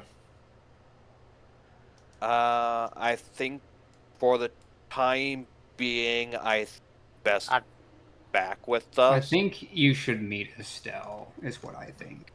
Yeah. That'd be a good idea too.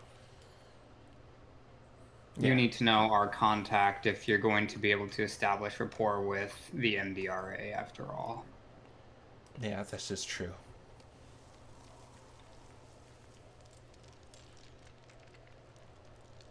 Also, don't. I don't trust people here. Why not? Because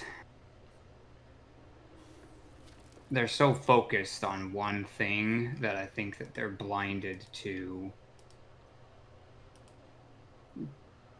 the bigger picture, to other people. They are a stubborn lot, I will admit.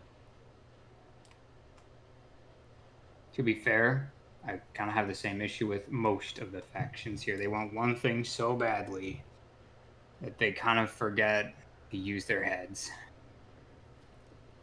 We're in a position where we just get them all to see eye to eye, and they're so tunnel vision that it's gonna be very complicated. Maybe we should call ourselves spelunkers by the end of this, because we'll get all their tunnels to merge into one big room.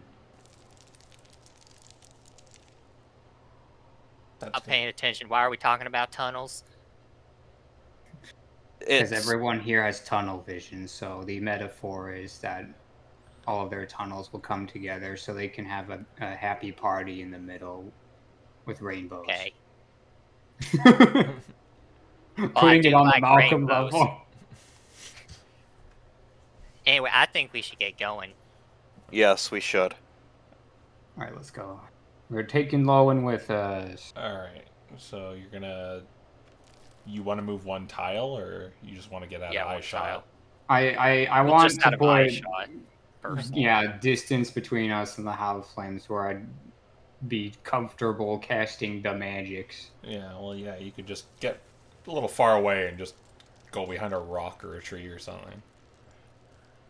Yeah, let's do the that. tile is very large. Yeah. All right, we only need 60 seconds, so we'll see if we have an impromptu hold the line mission on our hands. But I'll cast teleportation circle. And you're going back to the fort, correct? Yep, to Radagast. Alright. As Proteus is doing that as well, Nick is going to Nick is gonna use his final sending scroll for Estelle. He's gonna cast sending on her, and he is going to say,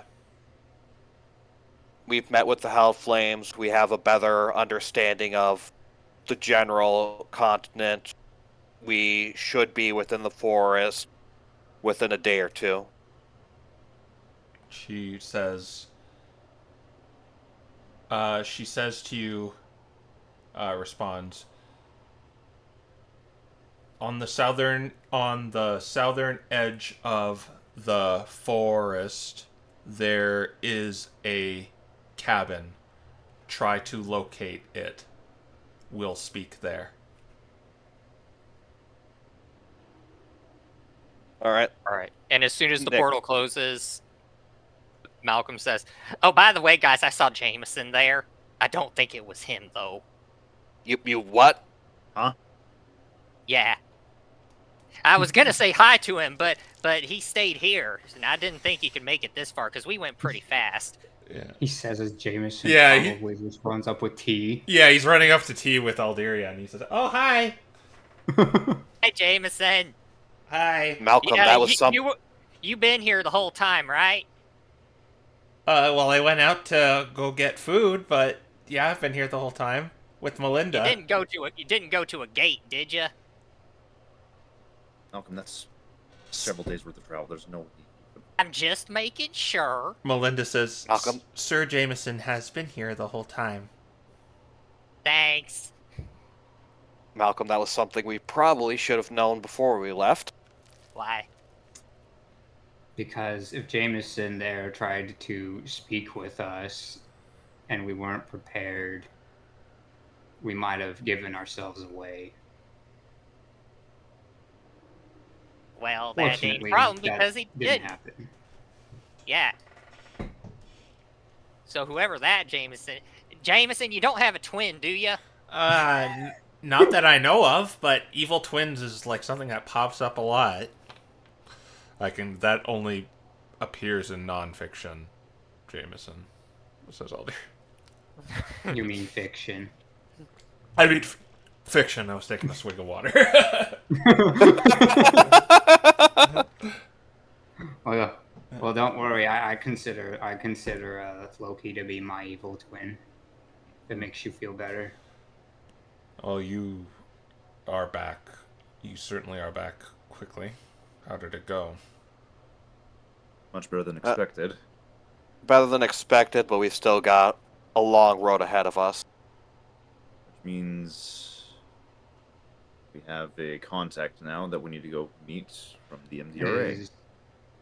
Are the others back yet? No, they have not returned yet. It has only been 2 days. I expect it to take a little bit longer.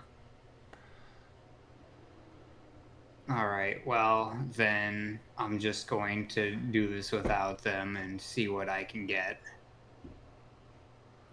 He's going to cast Far Screen and he's going to try to target Apollo, but I need to see the map to know how big spell slot must be. I mean, we're from here. One hex Here. is 20 miles. Mechanically, 4, emphasis 5, on 6. mechanically, so 2, 4. probably 6, be somewhere between here or potentially 12, anywhere around here. Where was the chapel? He would- It was. It's Right right there. here. It's where I'm at. So if he was heading that Malcolm- direction, it'd be like Malcolm around taps here. Proteus's shoulder. We're going for the 1,000-mile. Malcolm Hey, asks, Proteus. Yes. I think right now there's something that Sabrina showed me that might be useful to you. And he's gonna take he's gonna take Proteus to the scrying eye.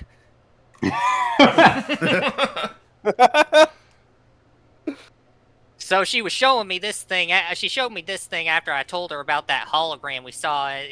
I don't know what that word means, but that big glowy thing that was in the library at Loomhausen. And she said that kind of reminded her of this. And he just points to the scrying eye. And then she told me what it does. So if he's out there and he's not hiding somehow, you should be able to find him with this.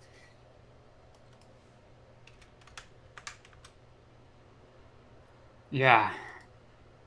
well, I guess.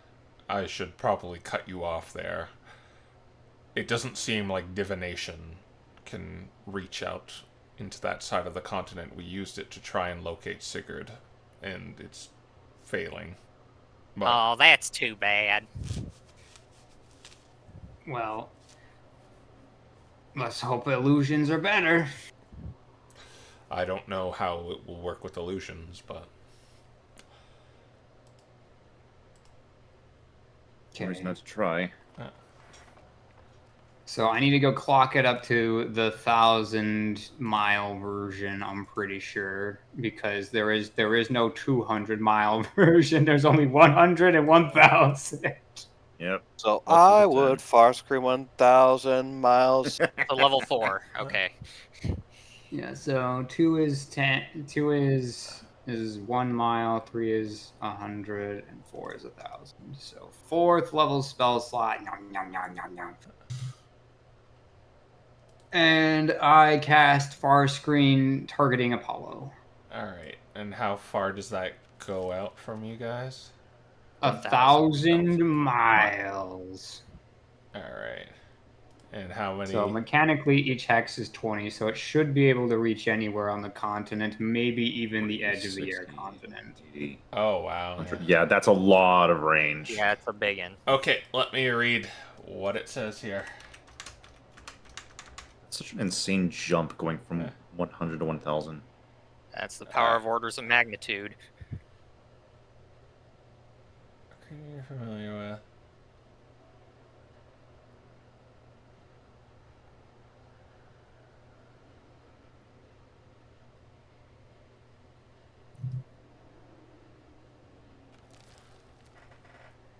All right. So it does work. He, as you kind of make the circular motion, kind of Doctor Strange style, and create this window, you appear. You see a Lycanroc, but he is in this. It looks like he's in some sort of box with velvety, like cushions on the bottom. He's breathing, but he looks incapacitated, and he has 2 puncture marks in his neck. Oh no. I guess Proteus, seeing the potential urgency, is actually going to drop his normal visage, and he's going to speak in rock and say, "Apollo."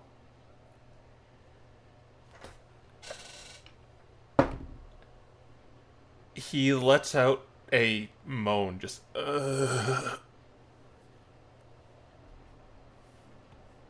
They don't look so good, Proteus. Continuing in Apollo's tongue, he's going to say, "Do you know where you are, or can you respond or hear me?" roll a persuasion check. This isn't to persuade him. I'm just going to see what you can get out of him in his state. Interesting. Should be like medicine, whatever. 20. Dirty 20, nice. It seems like he's just having a hard time speaking, but he utters 5 words. Or orders 4 words. Court of the Night.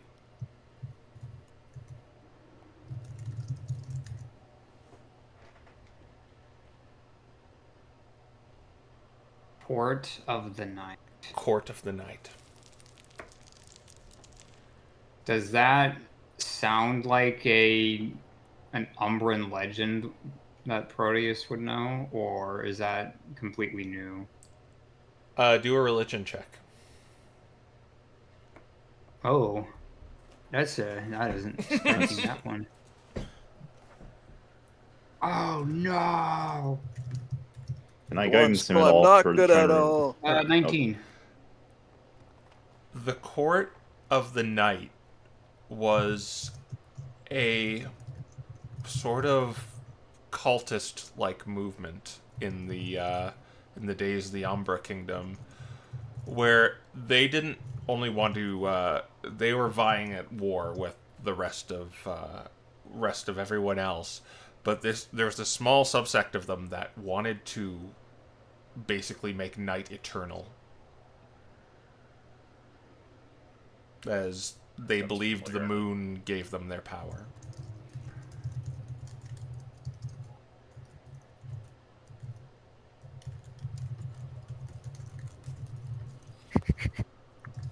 Well then.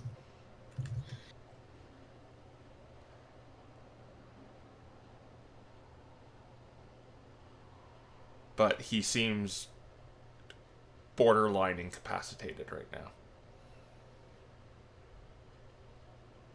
Does he look like he's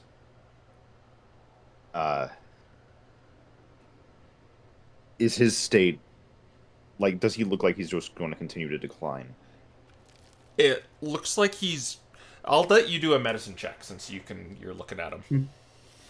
Yep, the power of a Skype call over sending. Boo doo doo doo doo boo doo doo boo doo doo doo. That's a sound I haven't heard in a long time. A long, long time. No. Malcolm Oof. guidance. All right, so add a D4 to that. 4. It's 16. Assessing his state,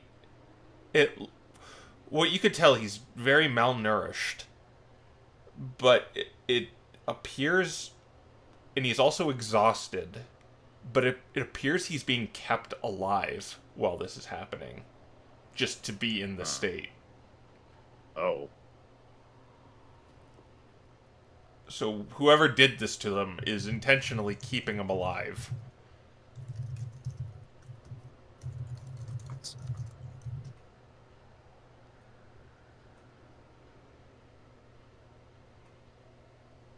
I'll I guess hold off actually mentioning that until the call. Proteus will ask if you can move your fingers. How many miles were you from the Hallowed Flames Chapel before this happened?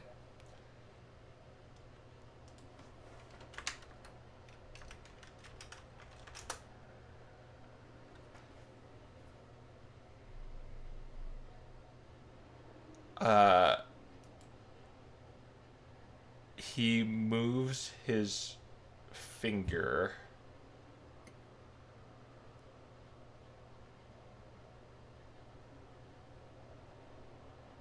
It's a little silly to say, but like 80 times. Probably just signaling an 8 and then Yeah. a 0. Yeah. Okay. So I'm gonna graffiti our map here. In an 80-mile range, so 20, 46, 80. Yeah, so... No, don't do that Up thing. to 8 tiles away. Let's see, so this is 20, this is 40, 60, 80. So he's somewhere in this radius. Past the gate. Yeah. Presumably. Probably did not go over the mountains. Okay. I'd put a label on it, but I can't, so I'll do it the old-fashioned way. So, where's Apollo? will be the thing.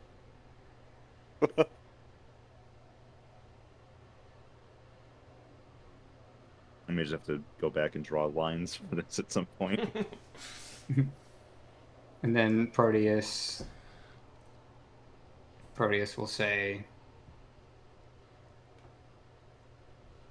okay, I think I know where to look.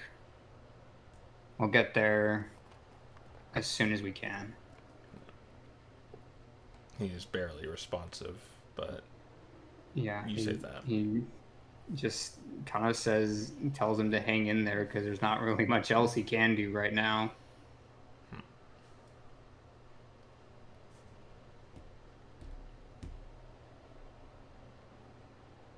Search should be simpler. It's an 80-mile distance from it, not inclusive.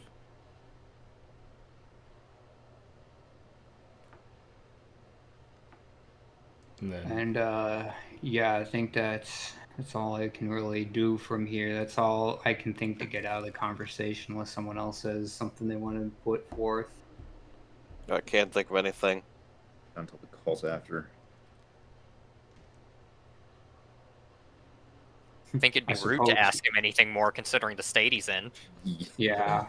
I don't want to. I suppose as Dante, hypothetically, of I'm course. not gonna what does bring that up Dante to him. know of vampires? No, Dante knows what? about demons, not vampires. because 2 puncture marks in the side of your neck being laid in a velvet box A coffin, yeah. is definitely what we would call vampiric in legend, but I don't know if the mortal wing would have taught you anything about that or not. I mean, it's a form of undead. I guess it's fair to ask. Yeah. Well, what do you think you know about undead vampires? I'll I leave feel it. like that would have been much Yeah. more to a legend thing than he would have been like Yeah. realistic. Like that's probably Yeah. more of a myth. It's a myth that has 2 puncture marks staring you in the face in a Yeah, velvet box. that gets to the point of like that's very strange and concerning. We believe in rational things like guys bringing zombies back to life. Okay, When look was the here. last time a vampire was ever seen in history would have more of that question? I guess that's a though. fair question of like I don't know if vampires were as much of a thing that would have been like in the Mortal Wings wheelhouse, like versus it's still Defilement of the Dead. I guess it's probably just a much rarer thing that would have happened in their mythos. Yeah. Yeah, it's probably something that you're not like. It kind of disarms you a little bit seeing something like this from the myths you've heard, but in those myths, these are terrible creatures, often like linked to cannibalism amongst others, and very, very undead and having timeless bodies of being in their predatory nature.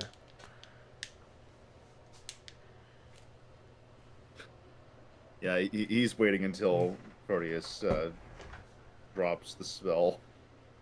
Yeah. Pretty much after he gives his assurances we'll be there soon, he'll drop it unless someone does something else. Now go ahead and drop it. Okay, so he dropped it and he says, okay, well, I think it's time to go bother Alderion about things again. I'm right here. Well, I'll have fun we went bothering to the him, Proteus. scrying room for this. Did he come with us? I mean, he told us that the scrying doesn't He work, was so right yeah, here he'd when we be there. attempted to do scrying, and then just spill happened, so he saw this. Oh, I thought we walked to the scribe room to use No, it you- anyway. he stopped. You talked about it, and he stopped you, and then I thought you just assumed did this all like in the library. Yeah, I thought we talked about it over here, and he was just like, "It doesn't work" from over here. Well, regardless. Okay, Yeah, well, regardless, he is here, we- so. well, if he saw that, he saw things. Yes, that is rather grisly. We should be very concerned. So, this is more akin to some sort of vampiric ritual. They're keeping him alive on purpose in this state.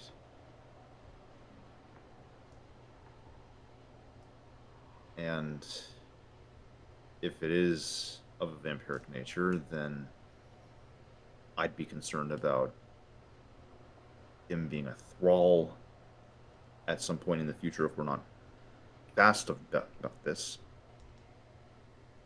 Well, it isn't just vampiric in nature; it's also Umbran in nature, from my understanding of it. Yes, they were. I'd heard stories about how Umbra had plans to create a great knight, and I understand that they had more than one insurrection out here, in so much they were confident enough to teach the ice language to their own descendants. Well, regardless, I guess the good news is he's not at a risk of dying right now. Bad news, of course, is they're keeping him alive in this sort of tortured state.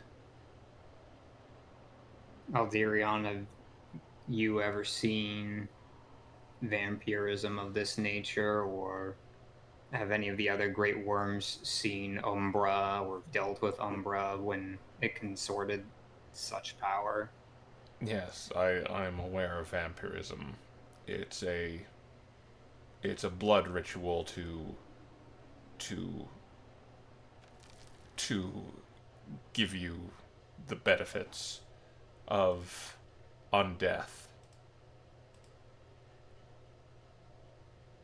You hear me? Yep. Yeah. Yeah. With the benefits of undeath. Yeah. At the cost of being a creature of the night, a predatory one that feeds on the blood of the living. I know the aspirations of some of these Umbrans were were to were to bring a night in which they could thrive, where every other type would become prey. The survival of they would become the apex predators with their ultimate goal.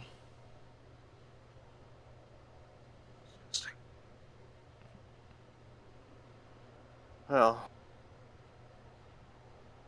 it appears they're involved as well, because of course they're involved. Things just can't be simple around here, can they? They, Well, and from what I understand, a lot of these books detail Umbra attacking Evergal.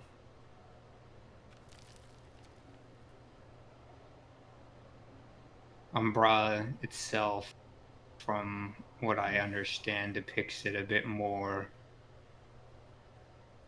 less harshly, more like integration. Mm-hmm.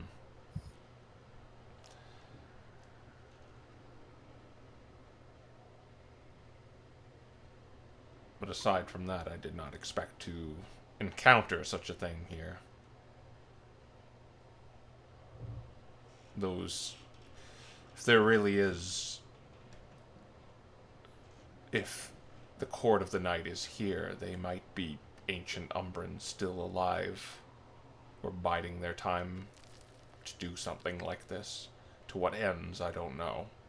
Well, besides their ultimate goal. Well, I guess I should go call up Lonely and see if we can have a family reunion then. Family is vampires. I mean, they're Umbran, aren't they? I think I'm more directly Umbran than he is, but despite the point, Umbra didn't die as much as people like to think it did. It's gone, yes, but its teachings did not.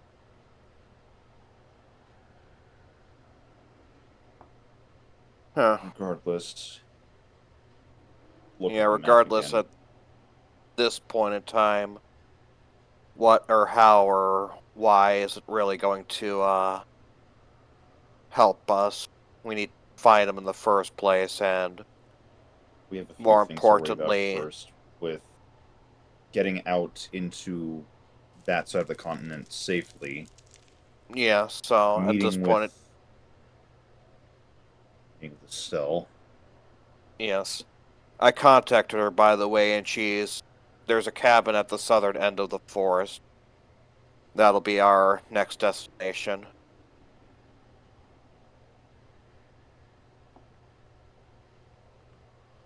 Well, let's hope she can get us a dowsing object of some kind, because we'll need to locate creature. The search shouldn't be too bad finding Apollo if the idea is, he said, 80 miles off of the chapel. We're going to assume that is 80 miles directly and not within that.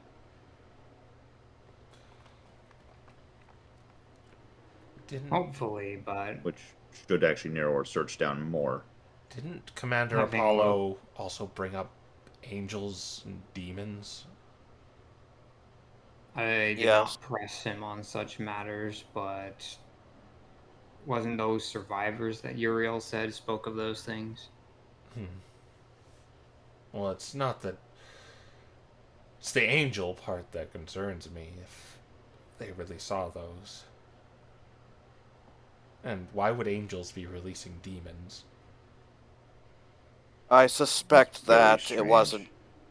I suspect that wasn't actual angels and demons, and more a case of mistaken identity or something like that. I'm thinking that the ether could potentially be mistaken for an angel, or perhaps the legends themselves are taking a bigger influence.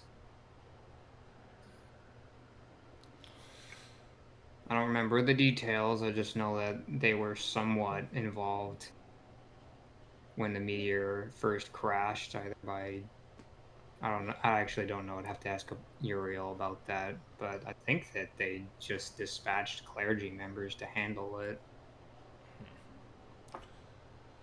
Well, what is your plan of action at this juncture now? We're gonna Same go as to a cabin. same as it was before. We're heading to the cabin to speak with Estelle and potentially get better gear to survive the cold. Then After we have that, the we meeting between Estelle and Uriel. yes, which is the big thing that I suspect will be quite a lot of fun with the largest air quotes you can imagine. Yes, as much Still is- as I don't want to be entrenched in politics, we're going to need a way over there to get to the Dragonrite. Well, if this goes well, that will work out. Unfortunately, Apollo was who I was hoping to ask for information on Draxel and information upon the Dragonrite. So, unfortunately, that information is currently out of reach. Well, if we rescue him, hopefully that information will get back to Reach.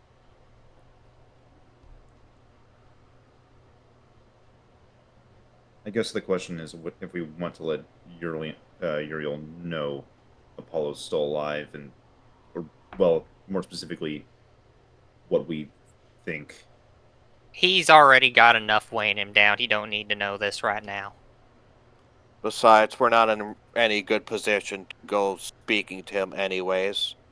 We'd be going back the way we came, and I don't really feel like going back the way we came just to come back here again. Right, but even more just letting him know when we get back to the gate. I don't know, but if you can, when the others return, ask Sabrina to.